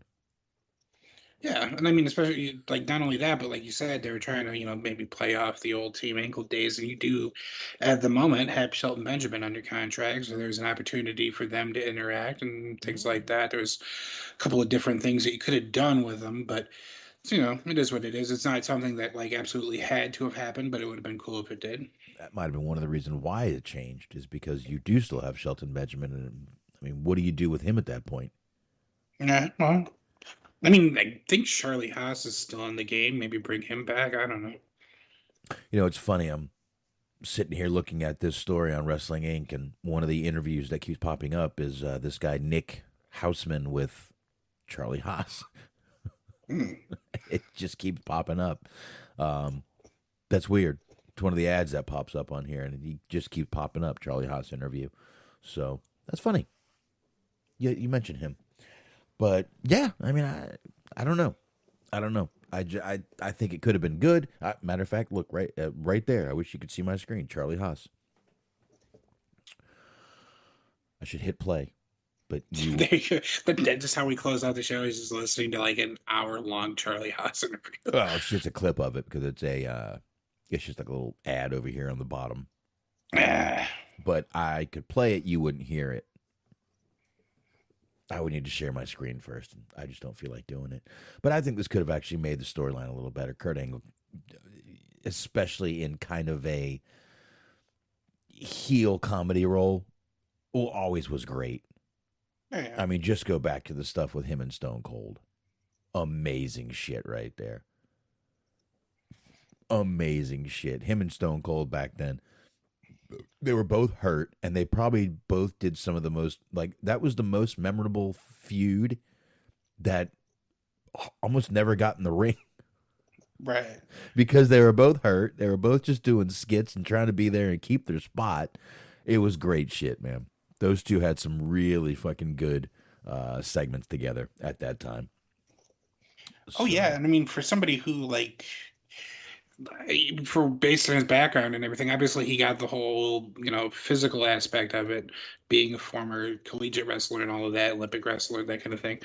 But I don't think anybody came from where he came from and like got wrestling as a whole as quick as he did, because like he got the whole promo aspect of it down too real quick, and he kind of understood what it took to be entertaining, and he could like kind of transition from being a total goof to being a serious ass kicker, like kind of back and forth fairly easily. So he got it real quick. He picked up pretty much everything he needed to pick up like almost immediately. It was pretty impressive. It was kind of a phenomenon in that case aspect. He did pick it up very quickly. Just looked like he'd been doing it forever. Mm-hmm. Looked like he'd been doing it forever. So rare, but he's definitely one of the guys that did it. I mean, Brock Lesnar picked up on it pretty quick too, but he would, it's not so much the promos, but Lesnar could go out there and make anything look believable, like he was really beating the shit out of somebody. Right. Even, I mean, sometimes he was, I'm not going to lie, but most of the times he wasn't, so. But, all right, I'm good on that one, Smark. Let it fucking fly, my man. Pat McAfee story. Yeah, we got a story from Pat McAfee. We were talking Kurt Angle, we were talking Brock Lesnar. These are both future Hall of Famers, but be careful when you throw that word around, because future Hall of Famer is a term that is not to be used lightly. This is from Fightful.com. Not everyone can go into the WWE Hall of Fame. Editorial bullshit. Bullshit. That is my editorial comment to that. While many fans believe the likes of Roman Reigns, Seth Rollins, Bobby Lashley, Charlotte Flair, and more are destined for the WWE Hall of Fame, that's not a certainty. Seth Rollins was a guest on the Pat McAfee show, and during the outro, McAfee referred to him as a future Hall of Famer. Ladies and gentlemen, WWE future Hall of Famer, by the way, actually got yelled at. Actually, I actually get yelled at every time I say future Hall of Famer for this person. They're like, it's not always Vince. It's somebody that drops in, quote, we don't know if that's true or not. It's an amazing time. I try to sneak that in at least once a show to see how many Hall of Famers I can put in there, said McAfee. Rollins joked that McAfee should refer to Shanky as future Hall of Famer, and then admitted that he has to stop hating on Shanky, which is my favorite part of this article. At some point, Veer will be coming to the WWE Hall of Fame. Again, editorial bullshit. I could see this. I mean, nothing is guaranteed. I mean, Roman Reigns definitely will be in one day. Or maybe they're thinking about how long this thing really lasts. I mean, I'm going to tell you, it seems like they may be out of women soon to put in. So, I don't know. But I could definitely see this. There's so many things that they just don't want people saying. I mean, how do you remember all of it at once? I think more than anything, I don't know, I feel like maybe it's just a situation where when you mention them as being like a future Hall of Famer, you kind of maybe age them a little bit. Like you start bringing into question like the end of their career and whatever. And like I said, they got a real fucking hard on for the youth movement right now, the youth initiative that they've been trying to put across. So they don't want people, looking at people like they're older than they are, or thinking about the end of people's careers when you're supposed to be pushing them being young and new and fresh and all of that. That's a good point. That's a very good point. That calling them future Hall of Famers could make people look at them a little older than they are. Or also, you call someone a future Hall of Famer, and next thing you know, they have horrible allegations on them, maybe Ric Flair type allegations, or worse, and then there's no way you can put them in the Hall of Fame. I mean, again, when they say it's not a certainty, I see where they're going with that. They could, I mean, I hope this never happens, and I don't even know why I'm going to say it, but I mean, someone could turn Chris Benoit again. No, sure. You never know. You just never know what's going to happen. And I'm not saying that's why, but I think your reason is probably better. Well, I mean, there's that too. I was thinking about that as well, as like, just sort of a catch-all in case there's a falling out for whatever reason between them and the company. They decide to go to AEW or any sort of legal problems that they might face. Yeah, I mean, you get someone like a Bruno, a Warrior. Neither one of those we ever thought would, have anything to do more with the company. They were shitting on the company a lot, but you get older, you kind of learn to forgive and forget. Older you get, so right. And you know what? Let's all be happy we did get Warrior back to do what he did before he passed away. Mm-hmm. So, we didn't get much. We didn't get a match, a big match or anything. But we got Warrior, and we got that great speech, which turned out to be a goodbye speech in a permanent way, which is awful. But yeah, it was weird. Anyway, I don't know. Future Hall of Famer. I could see that. Vince will ban that. It'll be on the list soon, or they'll fire him for it. Yeah, probably. But I mean, it is what it is. Yeah, ain't it? I guess they, for whatever reason, well, I guess not for whatever reason. It does make sense in this particular instance. A lot of times, when they throw out these words that you can't use, it's just sort of them being neurotic weirdos. But like, if you want the term future Hall of Famer to have some sort of, importance to it, you can't just be saying that about anybody. That does seem fair. I mean, really, the only person that I remember them hammering at home that, they're a future Hall of Famer is like the tail end of The Undertaker's career. Right.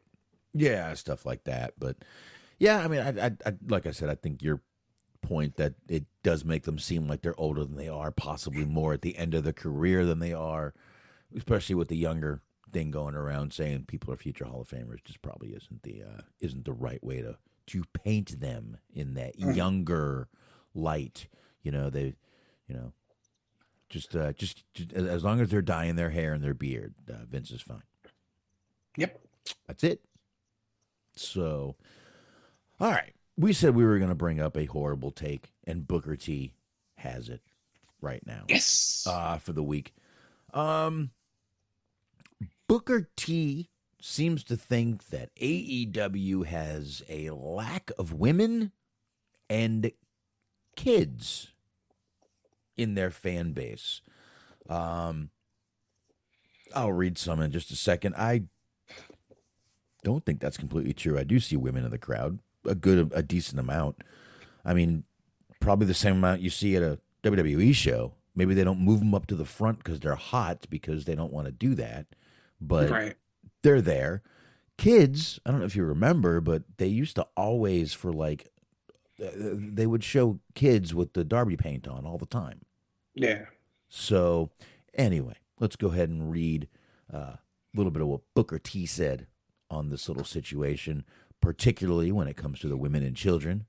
Women and children first. They got a long way to go, all right? AEW definitely has got something. They've got a good feel. The fans definitely seem like they're off into it. Booker T admitted. But when you look into the audience, you don't see kids at all. Okay, that's one thing you don't see. And you don't see a whole lot of women. Just look at the audience. So they've got a lot of building that they're going to have to do in order to stretch that audience out, in order to cater to everybody, not just the ones who want a thumbtack match or something like that. They're definitely going to have to widen their appeal to not just that. I wouldn't call it a hardcore audience, but somewhat.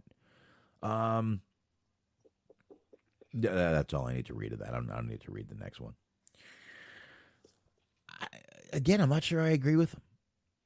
And let's face it, WWE, TVPG, AEW, TV14. Mm-hmm. So they are geared towards a completely different audience. WWE is geared towards the children, whether, again, it doesn't show in their own research, doesn't show that they are actually geared towards children, but they think they are. So let's just leave that at that.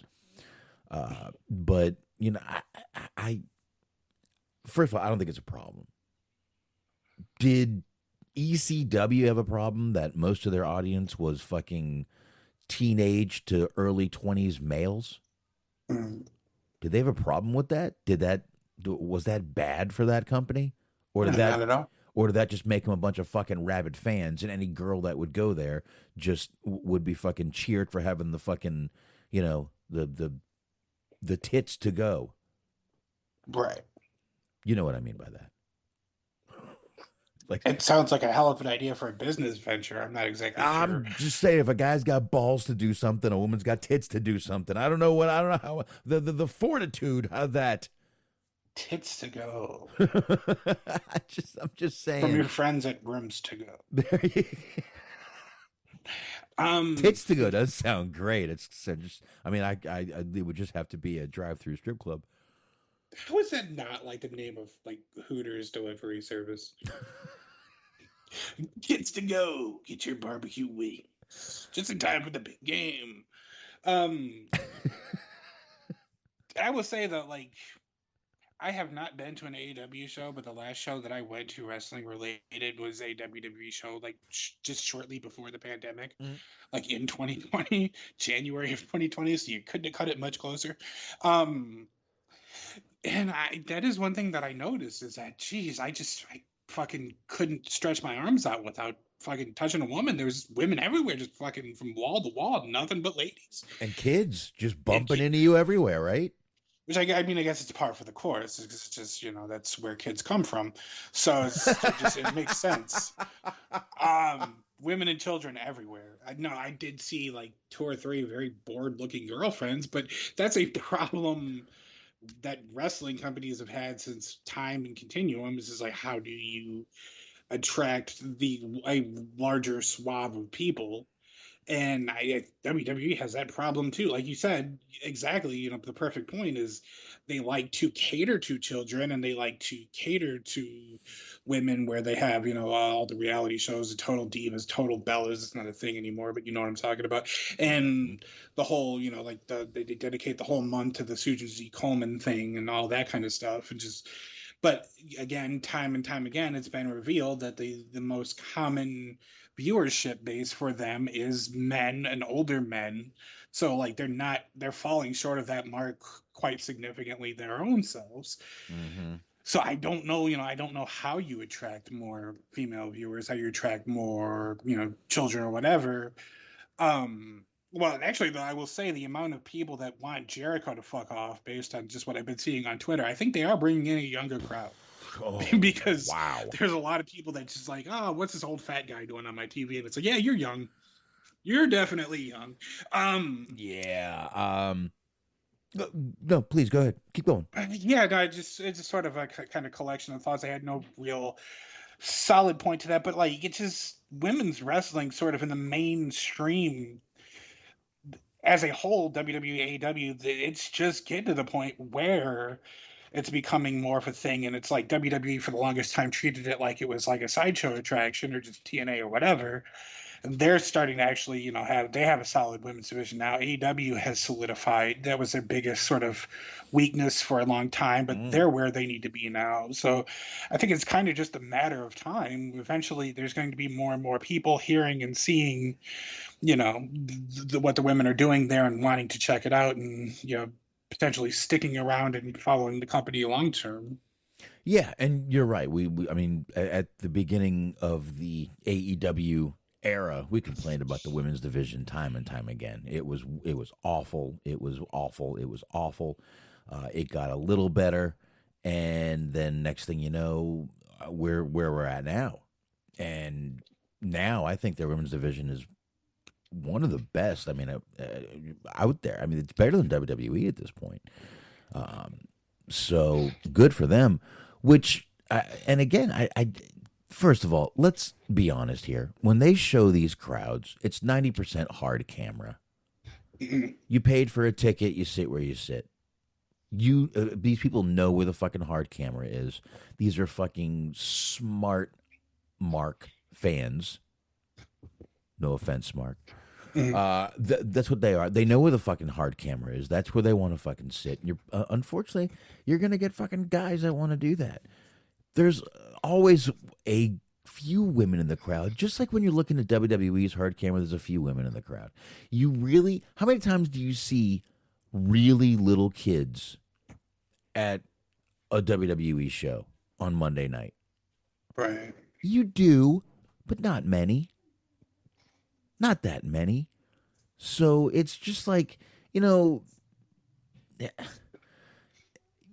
company has the same problem. Booker T, I'm not sure why you would go after AEW for this problem.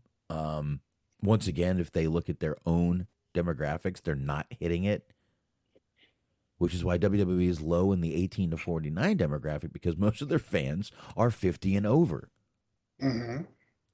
So I don't know, man, but they are there you go. Dirk says I'm right. They are the smart Mark fans that are going to go for those seats. They know where they want to be. They're on camera. They can hold up their free Ali signs, which I saw another one this week, one last week. And the fuck are my kids doing in the bathroom? It's 11 o'clock. They have school tomorrow, goddammit. So it's just it's I don't know. It's just strange that he would go after AEW for the same problem WWE has, and documented, because they're a public company, on their corporate website. If you go to their corporate website, you can see all of this that I'm talking about here. Right. So anyway, like I said, the smart the smart Mark Wahlberg fans. That's a whole other spin-off category in its own right. That'd be the smart Mark Wahlberg. People that really know a lot about that fucking movie about the Boston Marathon. All right, why don't you just take over here? I'm confusing myself. Patriots Day. That's what I was trying to think of. I was trying to find the name of the movie. I haven't seen that one yet. I haven't either. I will say, though, I think if anything, not that it really has anything to do with them getting women, but just their women's division in general, I feel like AEW does a better job of giving their female performers their own individual personalities. Because it feels like we were complaining about this a while back, where it seemed like there was like 4 women on the WWE roster that had just the same gimmick, and it was just that they're the best. Right. And that was about it. Like, there was really no other defining characteristics. It was like Charlotte and Becky, and even for a while Bianca. Like, just they was all had the same fucking gimmick, which is that they're the best, and that was it. Yeah. And just like with AEW, their women's division, like for example, just like Britt Baker feels different than Jade Cargill than the Bunny. It's just, they all feel like different characters. Right. Yeah. Yeah. Most definitely they do, man. And yeah. I mean, that's it. Again, you're going to attract who you attract. Again, they're both, you've got WWE, once again, TVPG, and you've got the other company, AEW, which is TV14. So they're trying to attract a different audience. They're going for that different audience. So even outside of that, just being a regular TV show. Like, I hate to sound like super old by saying it, but like, do kids even really watch like regular TV shows? I don't really see a lot of kids watching that many. Nowadays they're just it's YouTube videos or Twitch streamers or what have you. Like, my younger cousins, like, they watch people fucking playing with toys on YouTube. That's it. Yeah, absolutely, man. Listen, I've got a 13-year-old and a fucking 9-year-old at this point, and a 2-year-old, but she doesn't watch. Well, she does watch TV now, but these kids watch. I mean, we had cable, but no, they would jump on the fucking Roku and they would watch YouTube. And they asked us to get Hulu. They wanted to get Netflix because my son found this anime on Netflix, so we renewed our Netflix subscription. So it's just, they don't watch television anymore. They don't care about fucking TV. And I got to tell you, as much as wrestling is on around here, my kids don't give a shit about fucking wrestling. Right. They don't. My kids would rather go in the bedroom and watch fucking YouTube videos on games they play. They watch people play games. Yes, my kids watch people play video games. Yeah, I mean, it's a common thing these days. Baffling smart. I do it too, but like, I don't want to explain why, because then I feel like we get into a darker place with this, because I feel like it's more of just like I'm feeling too lazy or depressed to actually play video games. So it's like, I'll watch somebody else do it, fucking. But then sometimes there's also those videos though where it's they teach you how to play it, or like how to be better if it's like a first person shooter or whatever, how to stop dying so quickly. No, they watch like Roblox and a couple of like building games they have, and Minecraft, absolutely, tons of them. And I'm telling you, dude, my 13-year-old can literally go in the game and build a whole world and change code in Minecraft. Which really, if you think about it, you should definitely be happy for the invention of Minecraft, because if you think about it, it's basically taken over like a good portion of like what would normally be fucking Lego's market, and based on how expensive Lego is, the fact that it's a one-time purchase for Minecraft, and then maybe there's like DLC or whatever, but it's a lot cheaper than fucking Legos. No, you got to pay for every upgrade. Ooh. Oh, yes, because that was their Christmas present. That was their okay. They asked, I'm whispering because my kids are awake. They asked Santa for a Minecraft upgrade and a Fortnite upgrade. They were $49.99 each.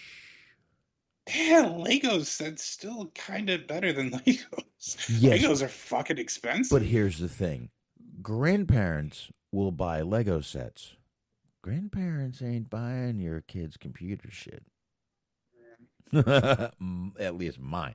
At least my parents. By and large. So that's the thing.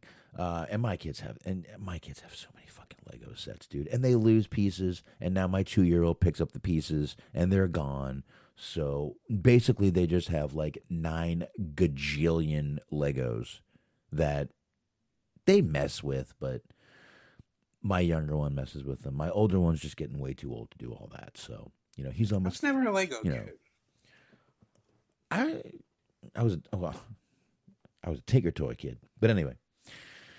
I think really, and I mean, it wasn't any cheaper because there was always new ones, but I was always just big into the wrestling action figures.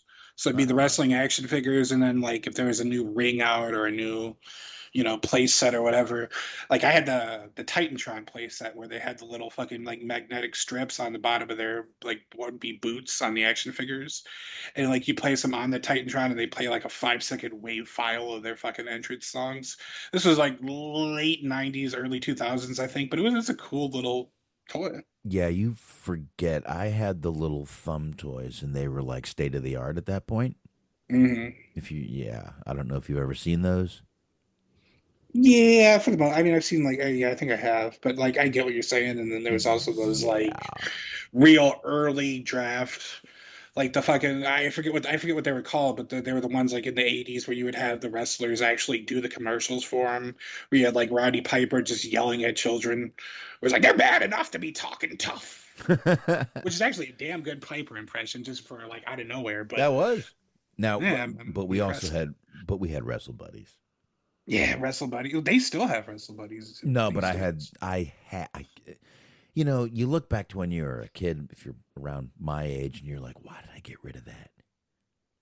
Why did I get rid of that? Because they're worth fucking money now.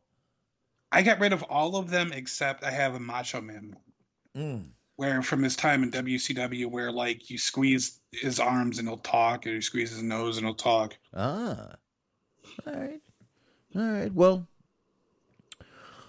hopefully sooner rather than later we'll be able to actually show people stuff like that while we're talking. But anyway, let's. You know what? I got one video or audio I'm going to play for you guys. I'm playing them off my phone, so I apologize if the audio is weird or something. But Goldberg came back Friday night. Indeed.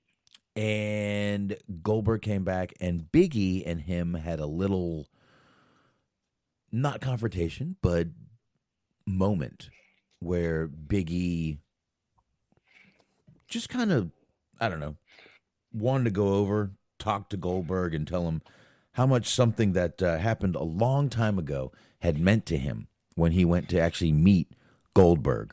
So give me a minute, and let's see if this is going to play. Come on, baby.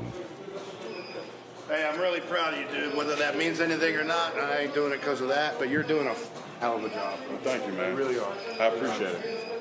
I feel like I'm kind of part of what you're doing. No, for real, man. It's funny, I was going through just my old stuff in my closet last week, and I found the 8x10 that you signed over 20 years ago, easily. But nah, man, you were, and like I said, I told people this, I don't know what kind of day you had, but the 20 seconds or so you spent with me and my dad, you had a smile on your face. You made us feel like it's our job, man. You know that. But I remember 20 plus years later. So that's why you do the things that you do, so that one person understands how you truly are as a human being. And at the end of the day, you hope everybody does. So for sure. Carry the torch. Thanks, man. For real. Thank you very much. Appreciate it. I just appreciate every single human being that's been a fan at any time of my career, because that means I did something right along the way. People see me as a mythical character in the ring every once in a while, and I'm here to show people that it doesn't matter your age. It matters only about your desire and your willingness to work.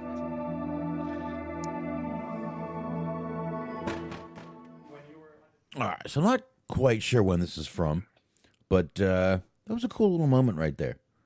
Yeah. With him and Big E. Big E. I mean, I know Big E's little run didn't go the way I think he wanted it to. I don't think it went the way anyone wanted it to. And there's actually rumors going around that even the backstage, the roster is not happy with the way Big E's run went. But whatever. I'm not happy with it either. Obviously, like I said, they really had a great, a big personality on their hands that they could have done way more with. More with. I mean, just so much more with. And like I said, the guy has always checked every box for me. I've said 1,000 times, if not a fucking million times, that this guy is just Big E is the kind of guy I would have on every fucking television show, every goddamn radio show. He's not gonna say anything insane. He is a funny guy. He is a very personable guy. He's a likable guy. I would have stuck that guy everywhere with that goddamn belt on his fucking shoulder. I don't care if he was doing radio. I would have told him to put that fucking belt on his shoulder while he's doing it. Mm-hmm. Just, plug the fucking... He knows to fucking plug the company. He knows to do this. He knows to do that. I think they had a really, really big thing on their hands, and they just kind of squandered it with Big E. But cool little moment there. I just wanted to kind of play that. Yeah.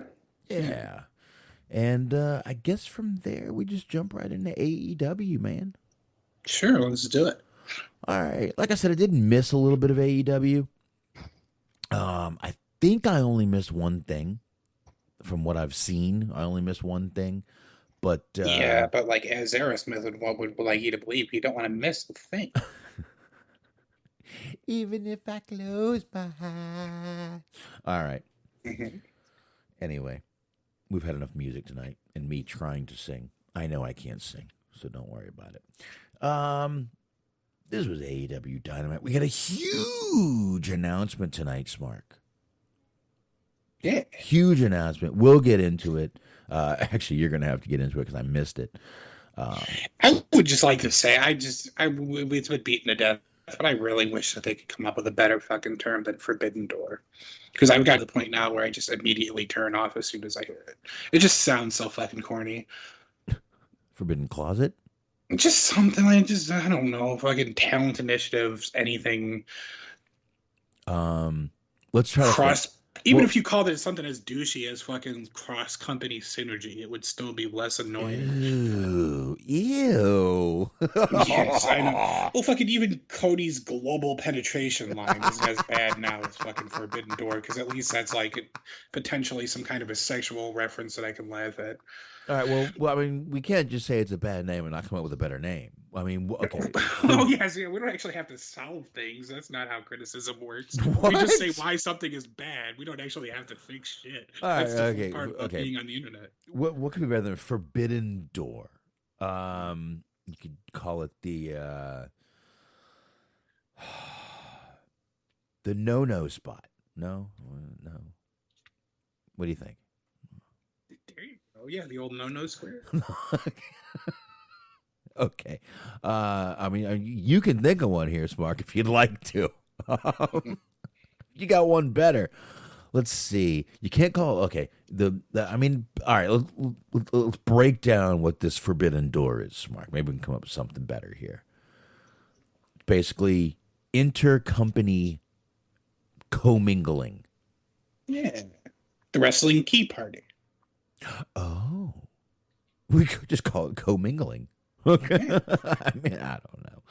I kind of agree with you. The Forbidden Door thing is a little weird. The odd thing is that they also tried to trademark Forbidden Portal. Mm. If you remember, we talked about that too. So that would have been even worse. That sounds like a fucking Mortal Kombat character or something. No, it's a sci-fi movie. It's on Cinemax at 2 a.m. I mean, we could even go back to like Super Mario Brothers. Like in warp zones were basically portals, dude. That would actually kind of be a cool name. It came through the warp zone. Oh, that wouldn't be bad at all. The Forbidden Warp Zone? I don't know about that one. But I get where you're going. It really is bad, this Forbidden Door. He did this whole thing on Busted Open where he talked about the Forbidden Door being slammed shut and never opened again. How about just never mentioned again? I'm with you there, dude. I am with you right there. But anyway, we get Wardlow coming out right at the beginning here. We see MJF's little scarf on the walkway up. But we get Wardlow coming out. He's got a cardboard cutout of MJF and one of MJF choking CM Punk out, Smart. Mm-hmm. And he hands Justin Roberts, like a note, little piece of paper. And Justin Roberts introduces FTR and Tully in this grandiose way. that I just kind of chuckled at. And then Sean Spears comes out looking like a complete douchebag in a suit with a fucking hat on with no shirt on. I mean, just what the fuck is he going for? You want to talk about who am I? Like Flair said, what character is Sean Spears? What he just carries a chair? He's a guy that carries a chair. He's a way less cool version of La Parka because it's the whole chair thing. Oh, I mean that's AEW tradition though. As we talked about this a million times, it's just that's how you can tell they're heels is that they're wearing outlandish outfits. Yeah, you got a point. So, whatever. He looks like a fucking douchebag, and the guy that carries the chairs is usually with fucking just some kid. But anyway, he comes out, and Sean Spears hands Justin Roberts like a folder. I'm like, is he going to bring out a Trapper Keeper? That would have been fucking awesome, by the way. Ooh. And Roberts reads like this novel introducing MJF. It was blah, blah, blah, blah, blah. I don't even give a shit. And MJF comes out on this throne. He's being carried. I don't know what they call that thing. They said it too. They did. Okay. They did. And I didn't catch it, and I wasn't going to fucking rewind it. But as you're looking that up, Smark, which I appreciate you doing, he has these two girls that are walking in front, and he gives one of them a little kiss on the cheek. She kisses him on the cheek, and the other one, like fucking, he makes out with. Yes, and while I am looking it up, I will post here in the Mixler chat. Somebody has gone through the effort of finding out a little bit more on the background of this here lady, and has been kind enough to share very tastefully done photos of her. I guess it's his girlfriend. That's what they're saying. I mean, it kind of makes sense since he gave her a proper tongue probing on the show. I like Red. Let's just leave it. I like Red. Oh, see, damn. It was actually a redhead in high school I had a little crush on.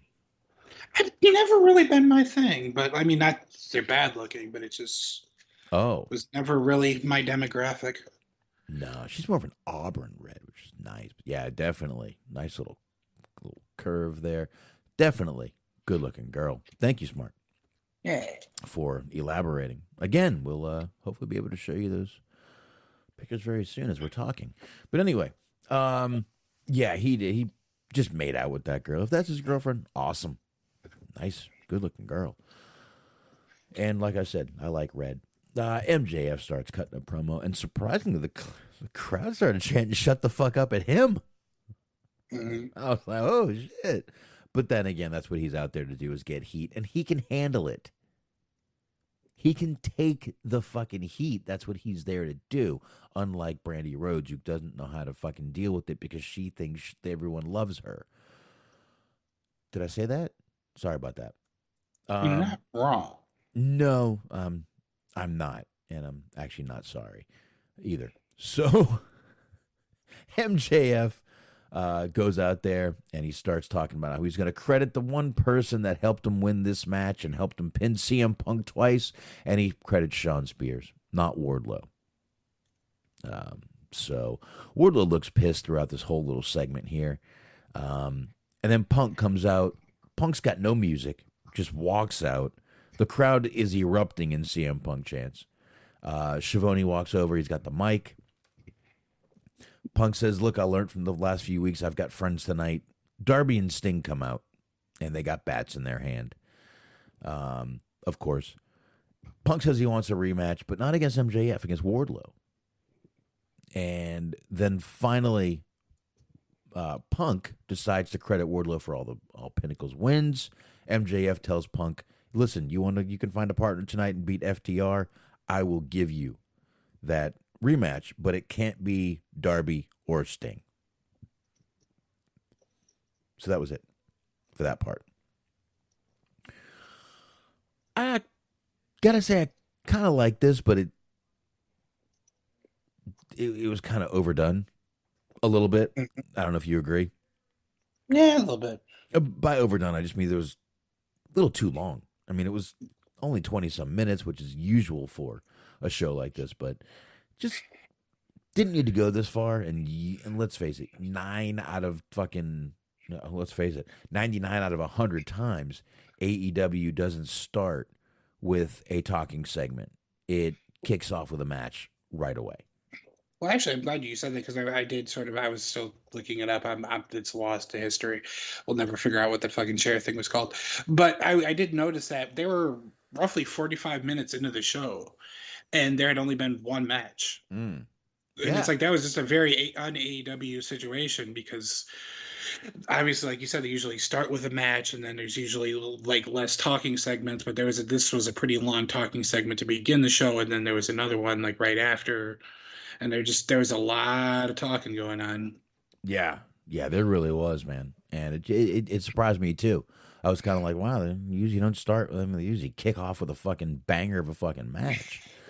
But no, we got this instead. So it wasn't bad. Like I said, it was a little overdone. Didn't need to be as long as it was. But anyway, MJF told Wardlow, get ready because you got a match next. And he did have a match with the Blade. Who I swear to God, this guy, every time this guy comes out, he looks like he's a little more ripped. Yeah. Oh my God. And I mean, the older he gets, the more ripped he gets. It's a fucking amazing. Just every strand of hair he loses, he puts on 10 pounds of muscle. It seems like it. I mean, unbelievable, this fucking guy. I kind of feel bad for him because like he's in great shape and he has like kind of a cool look, but like that's it. Like, nothing he really does in the ring is all that entertaining to me, and there's really nothing else about his character that really draws me in. Yeah. But, I mean, he does look great. He does. He absolutely fucking does. So, he's out there. The crowd really loves Wardlow. I gotta say, man. They really do. They are so ready.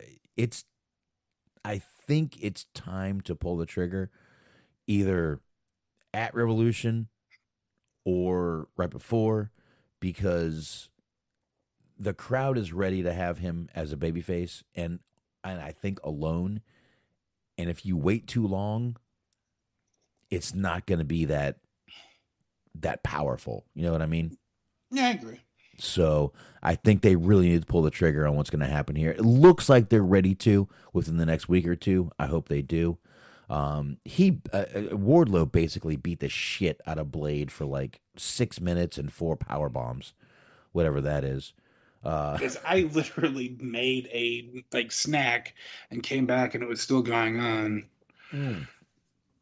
Well, what happened was they went to picture-in-picture. They didn't want to end the match on picture-in-picture. Mm-hmm. So that's probably what happened there, I believe. Like I said, he just beat the shit out of Blade, hits the 4 power bombs, pins him, and then Spears comes in once again, kind of as Wardlow was celebrating, hits Blade with the chair, once again taken away from Wardlow's moment of winning, right, which he's been doing. Again, adding to the whole thing with Wardlow needing to be on his own. And Punk was even saying it tonight, dude. You got to get away from those guys.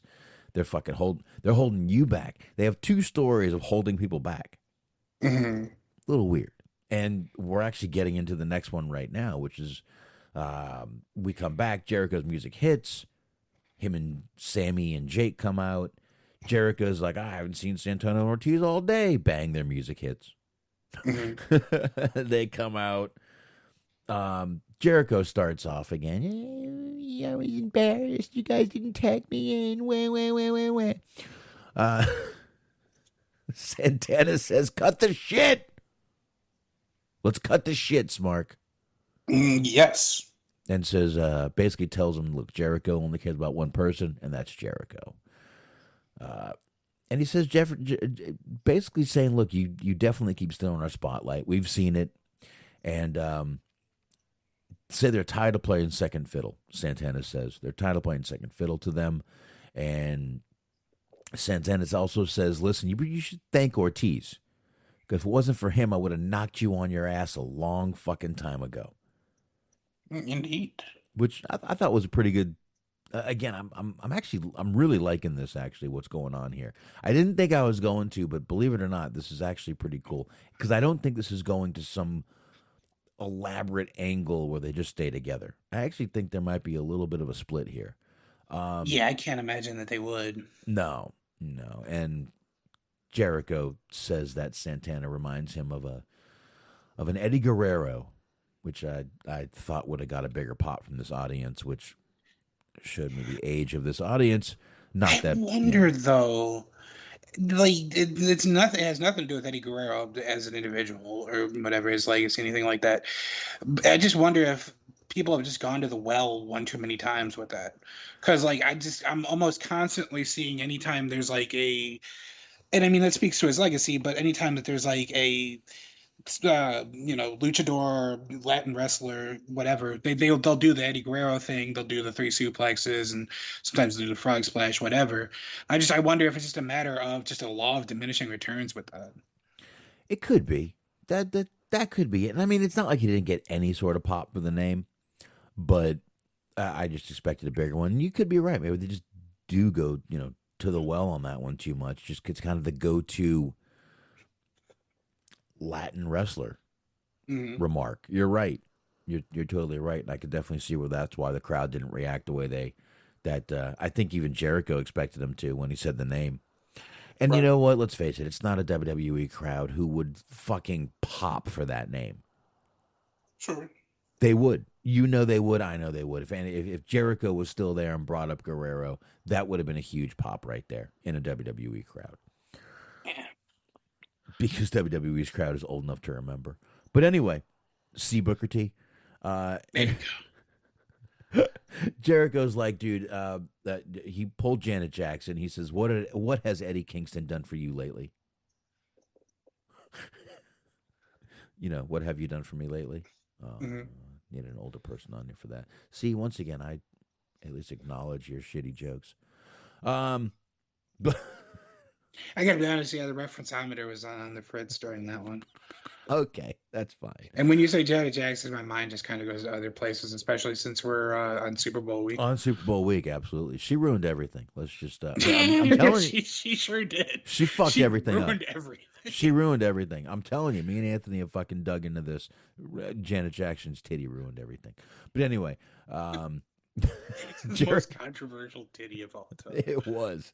Jericho asks Santana, what has Eddie Kingston done for you lately in AEW?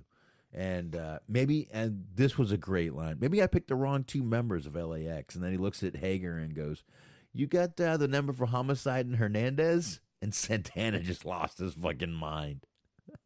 Oh, yeah. I mean, you just went from being compared to Eddie Guerrero to being compared to Hernandez. Yeah, exactly. That's a big drop. You don't need Hernandez's number. You just got to call Homicide. And after a while, it'll come. Yeah. He's always just sort of hanging around. Yeah, he'll find out. He might even get you a low key there, too. Who knows? Oh, well. You might want to block that number. Yeah. I thought that was a great line. Great reason for Santana to run at him. Sammy gets involved, and Jericho yells, "Shut up, Adam." Sammy was hurt by this. Which was pretty great, because he was like, guys, you're my friends. If we could all just shut up, Sammy. It's like, yeah. All right. Jeez, calm down, buddy. Basically what he did, calm down, take it easy. But basically Sammy, after the yelling, just drops his fucking jacket. And he's like, look, when you guys work this shit out, maybe I'll come back. I've quit this shit before. I'll fucking do it again. So he left, which leaves Santana, Ortiz, Jericho, and Hager in the ring. And Ortiz makes a match for next week. Santana and Ortiz versus Jericho and Hager. So we'll see what happens next week. Like I said, I don't see this going to this elaborate, oh, they're not going anywhere. We're still fucking, we still are who we are. We're the inner circle. I don't see that going. I think this is where the split starts. I think they're going to get rid of a few of their factions and maybe even make a few new ones to kind of shake things up. Yeah, I think it's more of a switching than, getting rid of some of the old ones, bringing in some new ones, maybe retooling some existing ones, so on and so forth with that. Jericho might also have a tour coming up and be leaving for a while. Yeah, there's that. But I mean, they have they kind of really have outgrown their usefulness as a stable. Uh-huh. Because I mean, I'm not for always splitting people up. I don't want to be, that's kind of a WWE move, but like Sammy doesn't need it anymore. Santana and Ortiz, in my opinion, never really needed it, but like now people are familiar with them, so even more so they don't need it. And Jericho can do good on his own. Really, the only person that kind of hurts is Hager, but there's really no reason why you can't just leave him with Jericho. There's no rule that says you can't, so you just leave them together, and then there you go. I was pretty impressed though, because there was a lot of talking from Santana, and I didn't really know that he had that in him, because he did really well. Oh, yeah. He did really well in the speaking segment, and that was kind of, if ever there was a knock on Santana and Ortiz, just that they never really had that kind of big promo. They weren't like super great talkers. They were good, but they weren't like memorable talkers. But seems like they picked up on the charisma department there, so good for them on that one. And then of course him just fucking my favorite part of it is like towards the end, as Jericho's continuing to talk shit, Santana just mugging to the camera and just pointing to him like, can you believe this guy? Like, there's going to be a lot of gifs of that soon. That is pretty great. Yeah, there was a little confusing though, is that they mentioned LAX, but then they mentioned like you're saying, like, what has Eddie Kingston done for you in AEW? So it's like, are they going to mention the fact that he did manage them in Impact? They're being like kind of murky on their history, which I don't know, maybe that comes out later, but that part's a little confusing, that they're like acknowledging their iteration as LAX, but they're not mentioning that he managed them and there was a whole thing with Conan and all that. I don't know if they will, or if they won't, or if they even really need to, but it's just that part's a little bit weird. They're hinting that they're going to with the whole, he's a brother in arms and this and that. They may mention that. I don't know where they're going either, but I guess we'll see next week what happens. I don't know when Kingston's coming back from the orbital injury, so we'll have to see how that works 3 out. weeks. I think that's been about 3 weeks since that happened. This would be, this would be the third show, so maybe 3 weeks, maybe one more week after this. Let this kind of. I don't know if I would have Eddie get involved next week and fuck anybody over. I think that would be a pretty shitty way to end this little kind of blow off. Yeah. But the week after, I think would be a good time for Kingston to come back and do something. Right. Yeah, I think so too. Yeah. So, so this was the point where I had to go get my kids. Now I did see Jay White come in. And I think he was the slam the forbidden door guy. And, he was. But it looks like I missed another big surprise. And by big, I do mean a big surprise in Keith Lee. Yeah, well, yes.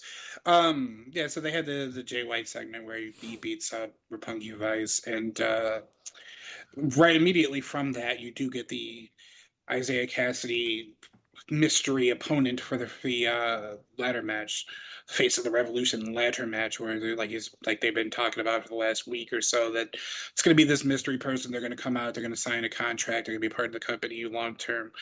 And it was not necessarily the best kept secret, but sure enough, out comes Keith Lee, and they end up having their match. And it was kind of what you would expect. It was pretty much a squash match, but it was really just more of a demo of what Keith Lee can do. Right. Like, the crowd was fucking ecstatic for it. Tony Schiavone was putting over just how big he is, and just, Jim Ross was putting over how much of an athlete he is, how he, even though he is a big man, how nimble he is and how he can move, and just the whole package that he has to offer. Yeah, like I said, basically just kind of a squash. He didn't really, he didn't go through his entire moveset, which I don't blame him. They don't need him to do everything that he can do yet, but he showcased his agility a little bit. He did like a leapfrog, but did like a leapfrog in reverse. Mm-hmm. So that was pretty cool. And, he had one thing that I don't think he was doing in WWE that he's doing now is he did a springboard into a body splash, which was pretty cool. It was like, I like that. That was nice. Because he just like springboards and he lands on top of him and pins him, and that wasn't his finish. His finish is still what it was before, but it was a pretty good showing for him. Nice. I will check it out because I definitely want to see that. I saw a couple of little clips. Again, if you go on the AEW on TV, you can see a few clips here and there. And that's where I went when I got back. But good for Keith Lee. And again, I think it's kind of funny that him and Mia Yim were trying to fool people with old vacation pictures, like they were on their honeymoon. I was a little curious though, because I mean, he did just get married over the weekend, so I was like, maybe he is gonna, do his honeymoon or whatever. But he wasn't announced for Rampage, so we still got a few days. Yeah, make this, do your appearance, go to your honeymoon, you come back, bang, you got fucking 7 days until fucking the next Dynamite, so you're good to go. Right. So, I mean, I never even had a fucking honeymoon. I've never had one. I've never had a vacation, a honeymoon, nothing. Which, I mean, to be fair, I mean, when you are in the business that you're in, you can like either bring them along, or in all likelihood, they're probably going to be working together sooner than later. So it's like you kind of get that opportunity wherever you are, Yeah, I could definitely see Mia Yim joining him over here very soon, by the way. Like you just said. Kind of, in a way, roundabout. But I mean, yeah, I'm reading a recap from Forbes here just to see if there's anything that I missed about that segment. Like they said, AEW and Keith Lee nailed this debut. Keith Lee felt like the biggest star in wrestling throughout this match, and it's like a little bit of hyperbole there, but not that much, because it was like the crowd was absolutely fucking nuts for him. Wow. They did a great job of commentary putting him on, and like he just, it is what he does have his own charisma about him, and he was just being, out there just being super smug, but like in somehow a relatable way, the way that he does. So yeah, it was a really good showing. Well, again, I mean, here's a guy who everyone knows WWE didn't treat him correctly. He had this whole health thing. We all know that. Again, I still think WWE may have gotten rid of him for fear of having him cleared. But he's had a good time to rest. He's had a 3 months to heal from whatever was going on with him. So he's had time, and I'm sure he's been checked out. I'm sure he's all good to go. Otherwise, they wouldn't have had him in there. And I don't know. I really feel that WWE just kind of, here's another guy, we've said the word squander a few times. They just squandered every opportunity they had with this guy. And I think AEW fans that, especially the hardcore ones that despise WWE, would have flipped out for this guy. Just the stories that were coming out about the way WWE treated him, and especially at the end where they changed his name. He said it wasn't his idea. It wasn't a tribute to anybody. And I think it's a good thing for him to be here. I think obviously like you said, they got a great cheer. The AEW hardcores will eat everything up that he does for a while. I think it was just a case of them micromanaging things too much. Nah. Because if you watch the debut, it's like you sit there and awe, and it's like, how did they fucking drop the ball on this guy? But then when you look back at his time, it was one thing after another. Do they want him to wear a singlet? Do they want him to wear trunks? What do they want his theme music to be? What is his character? We don't know his character. We're giving him a nickname. We're not giving him a nickname. It was just like one thing after the other, where it's like, just let him do what he does, and you have a star. Well, like, just don't get in your own way. Yeah, and I mean, here's the thing. I don't give a fuck if he wears a singlet. I don't give a fuck if he wears trunks. I don't fucking care. I really don't give a fuck about his goddamn theme music, to be honest with you. I know that was a big part of his NXT thing. Fine. WWE wanted to change it because they were having this whole scuttlebutt with CEO money sign, or whoever they are, CFO money sign. So they changed his music. I get it. I don't care. The guy could fucking go out there.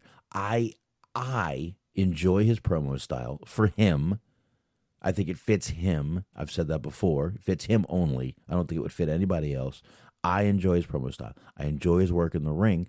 And I just don't. They fucked with the smaller shit that no one gave a shit about, and didn't concentrate on the fact that the guy was fucking a beast and could go out there and fucking kill someone and make it look believable. Right. I mean, he got a fucking pop off of doing a Beal.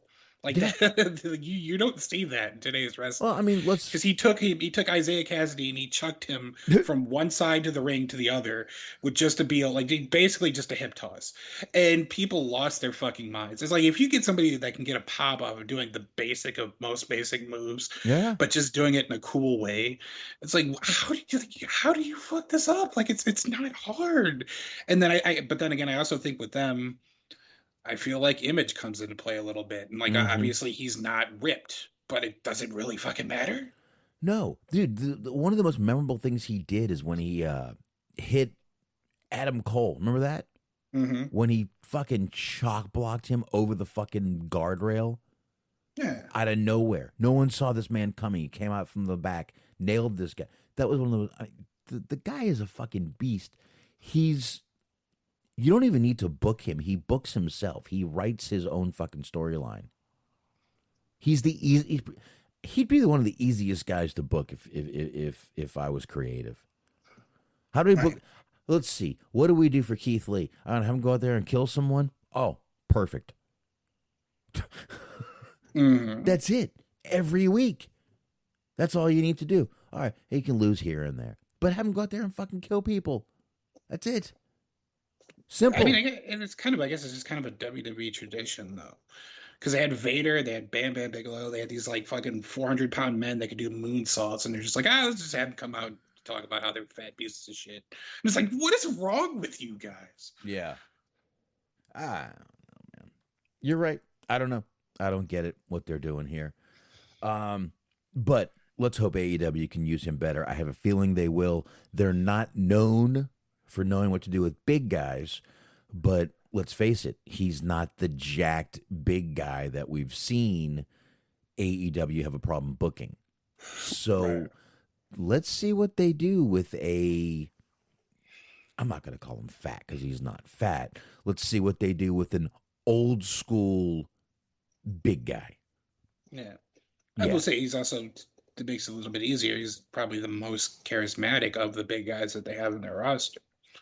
I mean, you look at it. No, you're right. You're right. He's big, Hobbs, Wardlow, Archer. I mean, you could say Brody Lee, but not anymore. Brody Lee was pretty charismatic in his own right. Right. That's a whole different discussion. Absolutely. And I mean, you know what? You're right. He does. He has this fucking, he knows how to go out there and make his fucking power moves look powerful. And, he's not out there. Yes, he does athletic stuff in the ring, but he's not this huge jacked guy like a Brian Cage out there trying to be a fucking cruiserweight. Yeah, he knows how to pepper them in a little bit better, I think. Yeah, I think so. I think, and there's more purpose to when he does it. Yeah. Cage just kind of does a fucking flip because he wants to do a flip. Look, I'm a big guy. I'm a big guy who can do a flip, and I'm a Brian Cage fan. I'm not going anywhere with that. But anyway, when I came back, AQA was coming into the ring. Had this little kind of cut promo where she was talking about how she's trained by Booker T. It was her versus Jade Cargill. Not a bad match, I got to say. I will say Jade is still most definitely a work in progress. Yeah, that's kind of what surprised me is I felt like this was a real gutsy call to have these two wrestle for a multitude of reasons. Just first off, on any week, two people that are very green and very new, having them out there wrestle each other on a primetime television show is a gutsy call. I felt like it came out of okay. Like there was no like real memorable botches or anything that I could think of that happened. Like it wasn't a great match, but like I don't think anybody really messed anything up. But then on top of that, like this week, if you think about it, Raw was on Sci-Fi. So, like, Raw's not going to do great numbers. And you've been promoting for a week now that you have this big signing, and a lot of people suspected that it was going to be Keith Lee. So you got people tuning in for Keith Lee. You have people potentially tuning in for any number of people. You're going to have a lot of eyes on your product. This was kind of an odd call, a little bit of a gutsy move to put these two on during the show. Yeah, you're right. You're right, it wasn't. But I will say, I kind of respect what they're doing. They're kind of giving Jade this sink or swim moment. Mm-hmm. Go out there, do what you can, sink or swim. I mean, if it's bad enough, they'll take the fucking title off of her. But I got to say, for right now, I think it's, more than passable. Yeah, she's doing all right for herself. She is. And like I said, her body is incredible. She is just an incredible looking woman. She's just, you can believe she'd go out there and kick anyone's ass just because of her physique. So just incredible. So anyway, sticking to the women, we had this little backstage segment, I believe, right after this with the Bucks, which fuck it, I don't even care. Serena Deeb came out after that. Says she beat her last opponent, which I believe was Red Velvet, right? I'm gonna say yes. I think so too. In 3 minutes. So she makes a Professor 5-minute challenge, which means she can beat anyone they put out there in 5 minutes, which I do think it's once again odd AEW puts out, which Jade Cargill does the open challenge, and then we get the 5-minute challenge. So we have 2 challenges technically in a row. Now, Katie Arquette was already in the ring. I got to admit, I have not seen any of her work before. I've actually, to be honest, I haven't really heard her name before. It's Mark? You? I have not. Forbes is doing some real journalism here. Oh. Katie Arquette has no relation to David Arquette, but they have met. And there's an article here, and I'm just kind of skimming it since I didn't have time to read it. Apparently, she won the women's title in IWC, which is a kind of funny name for a wrestling promotion. But and David Arquette presented her with a fur coat. Okay, so I believe IWC is Insane Wrestling Championship, right? International Wrestling International Cartel. Okay. I had to read the turnbuckle that she was perched against. Nope. Oh, okay. There's 2 of them because there's one overseas, which is the Insane Wrestling, and there's I've heard of that one you're talking about. I've heard of that one. All right. So, and listen, like I said, the match wasn't that horrible. Serena Deeb basically toyed with her for the first minute of the match, but still won in a minute. Decent match, but just haven't seen much of Katie Arquette, but maybe we'll see more of her now. I don't think so. I got a feeling she's going back to dark. Yeah, probably for at least a little while. Yeah. Real quick here, since we're barreling towards the main event here, what else you missed? There was a quick little vignette with Alex Abrahantes talking about, he was a narration. They did kind of a similar to the video that Pac did when he got sprayed with the mist. There was a video for Pentagon where he got sprayed with the mist, I believe, on Dynamite last week. And it was basically just sort of Alex giving them a warning that if Malachi Black wants to live in the darkness, then he should be prepared to deal with the consequences and all of that kind of situations. And it was interesting because they never really show Pentagon. Like, they just show his like legs and his arms, and he's like digging a grave, or he's digging something. And what ends up being is that he digs up his old mask. So apparently he's going back to the Pentagon Dark persona. So that should be kind of cool. Oh, shit. Or as they teased on TV, it was Pentagon Oscuro, because it's I guess they might still end up owning Lucha Underground, the Pentagon Black name, so that's a little bit of a workaround to just use the Spanish name for that. And then there was also CM Punk and a mystery partner versus FTR. If CM Punk won, he got to have a match anytime, anywhere against MJF. Yes. The mystery partner ended up being Jon Moxley, and that was pretty cool. And it was a pretty back and forth match. It was a decent match, and Punk and Moxley ended up pulling it off. So Punk gets his match against MJF whenever he wants to. Awesome. And any match. There was all, if you remember, that MJF also said any stipulation. Any kind of match you want, any match anywhere. So we'll see what Punk picks. I have a feeling next week we're going to see what he picks.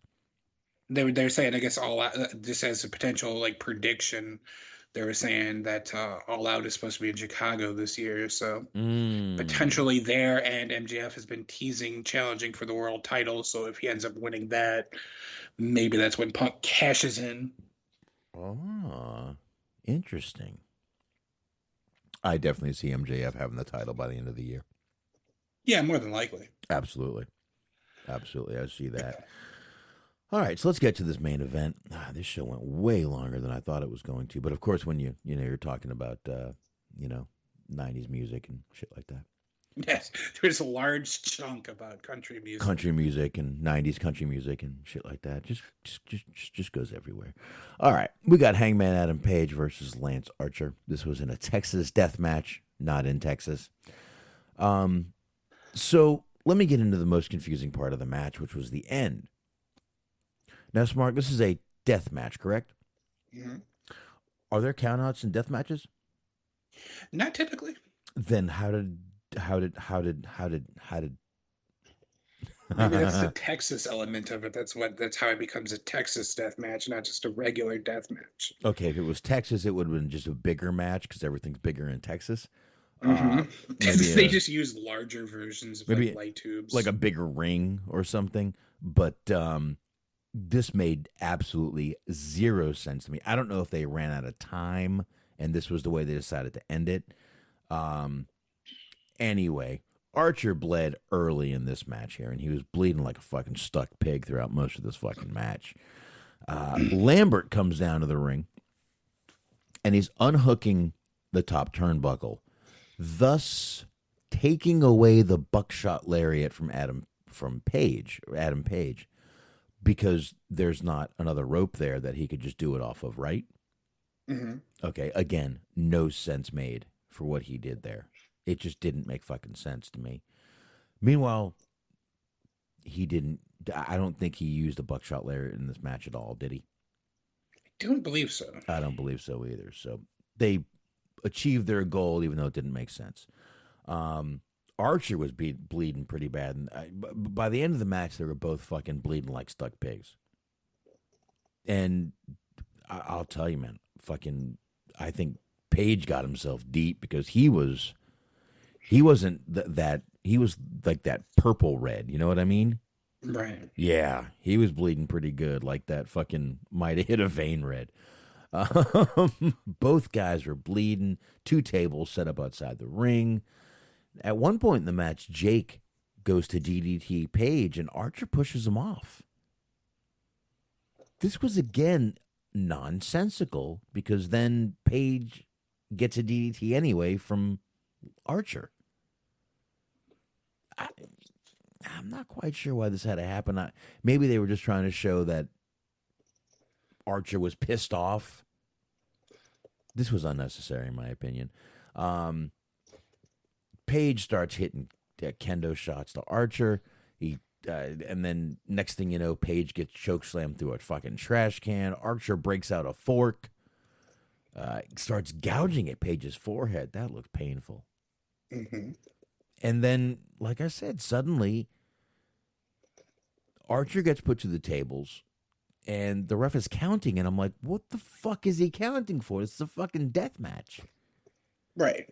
Death match is supposed to be fucking no DQ. No count out.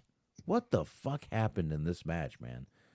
Again, I don't know if time ran out and they whispered in the ref's ear, just start counting. I don't know what happened, but I think something got fucked up in this match. I don't know any death match that's ever had fucking countouts. This is it's basically pin your opponent or he's knocked the fuck out. It's a very weird dynamic because, like, kayfabe-wise, they wanted to put over how it was sort of hard to believe that Adam Page could beat this guy because he's so much bigger and stronger than he is. But then in the reality of things, we haven't seen Archer in months, so we know that there's no way in hell that he's just going to magically walk on and win the world title. Right. So it was a very weird sort of, like, the story that they want to tell is that it's impossible. It was going to be really hard for Page to win, but then in reality, you know that Archer is not going to win. So it became this weird, blurred line of reality that they were trying to, like, tightrope walk against. I feel like they had him get counted out because it just, they didn't want him to get pinned, I guess. But that doesn't make sense because it's like it's not just him losing like this kind of random match to, whoever, Chuck Taylor or whatever. You're losing to the world champion. He's supposed to be the best guy in the company. You could have him lose that way. It's not that big of a deal. But I don't know what that was about. I don't know. And I get what you're saying. They're kind of in a catch-22 when you don't want your champion to lose, but you don't want the other guy to fucking lose. You want to keep this guy strong. You want to keep this guy champion. I get where you're going. You're in that kind of damned if you do, damned if you don't kind of situation. But when you're in that situation, and if you can see it ahead of time, which, again, if they ran out of time when they did this, all right, fine. They struggled. And AEW is not really known for having these fuck finishes, if you will. Right. So I see that. But if you saw this ahead of time, don't have the fucking match. Yeah, I get that. Work around it. Don't have the fucking match. Or have Hangman go out there and beat the shit out of Lance Archer, and the bell never rings and the show ends. The match never really happens. There's that way to do it too. Or Archer goes out there, beats the shit out of Hangman. Either one of them could have worked with the match not even fucking starting. But when you say it's a fucking death match and you got these guys outside the ring for a good, I would say 70% of the fucking match, and then you count someone out at the end, you just fucked yourself. This is not a good look on AEW. Right. Whether, I don't care if it came down to a fucking time limit or what, this just wasn't a fucking good look. Yeah. So, yeah, it was very odd. Mm-hmm. Now, and what I wanted to point out, actually, too, now that I think about it, is during the Keith Lee match, it was like kind of easy to get lost on because Keith Lee was the focus of that. You had Matt Hardy out there with Private Party because he manages them and whatnot.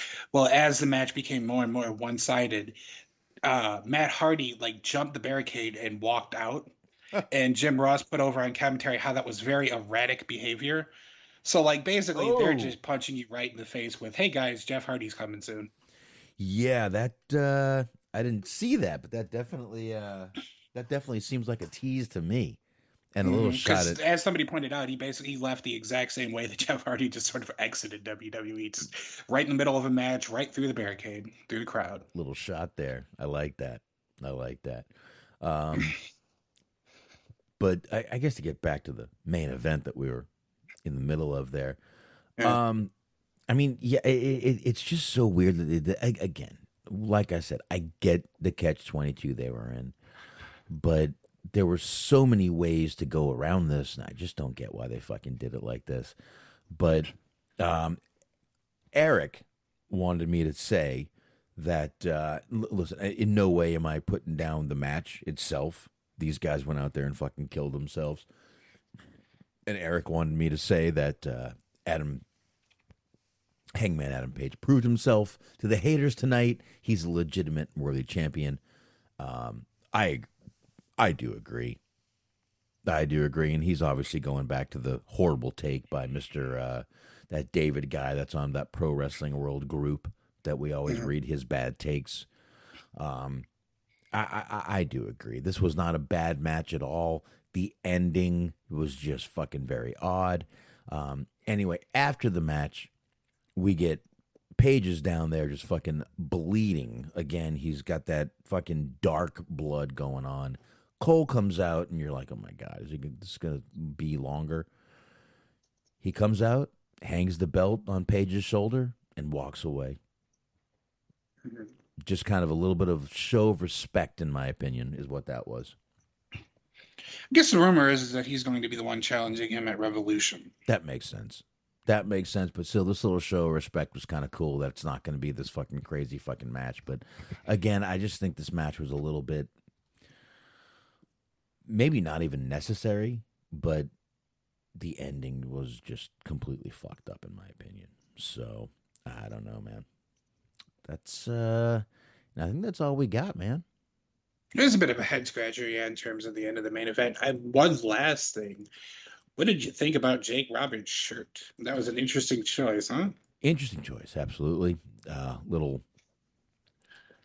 odd pattern going on there, but hey, He's old.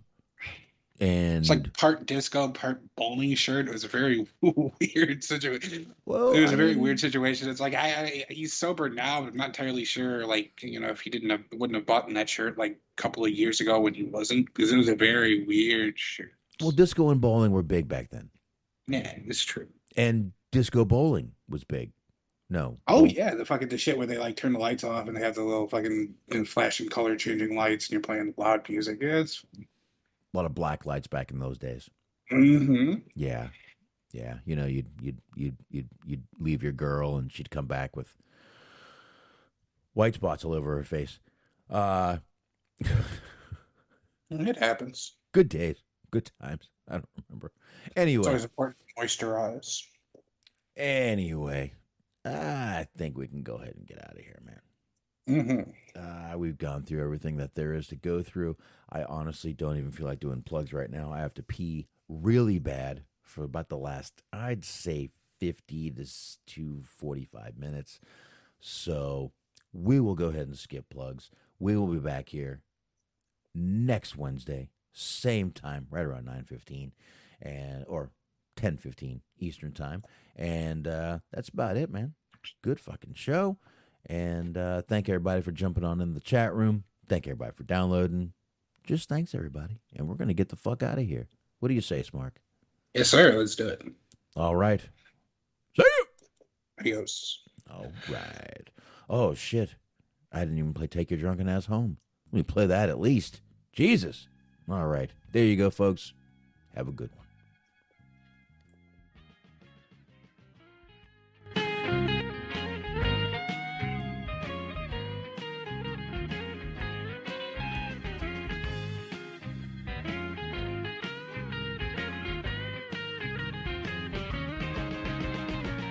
Played one song, too many. Guys at the bar, they starting to look silly. We're going home. Time to take your drunken ass home.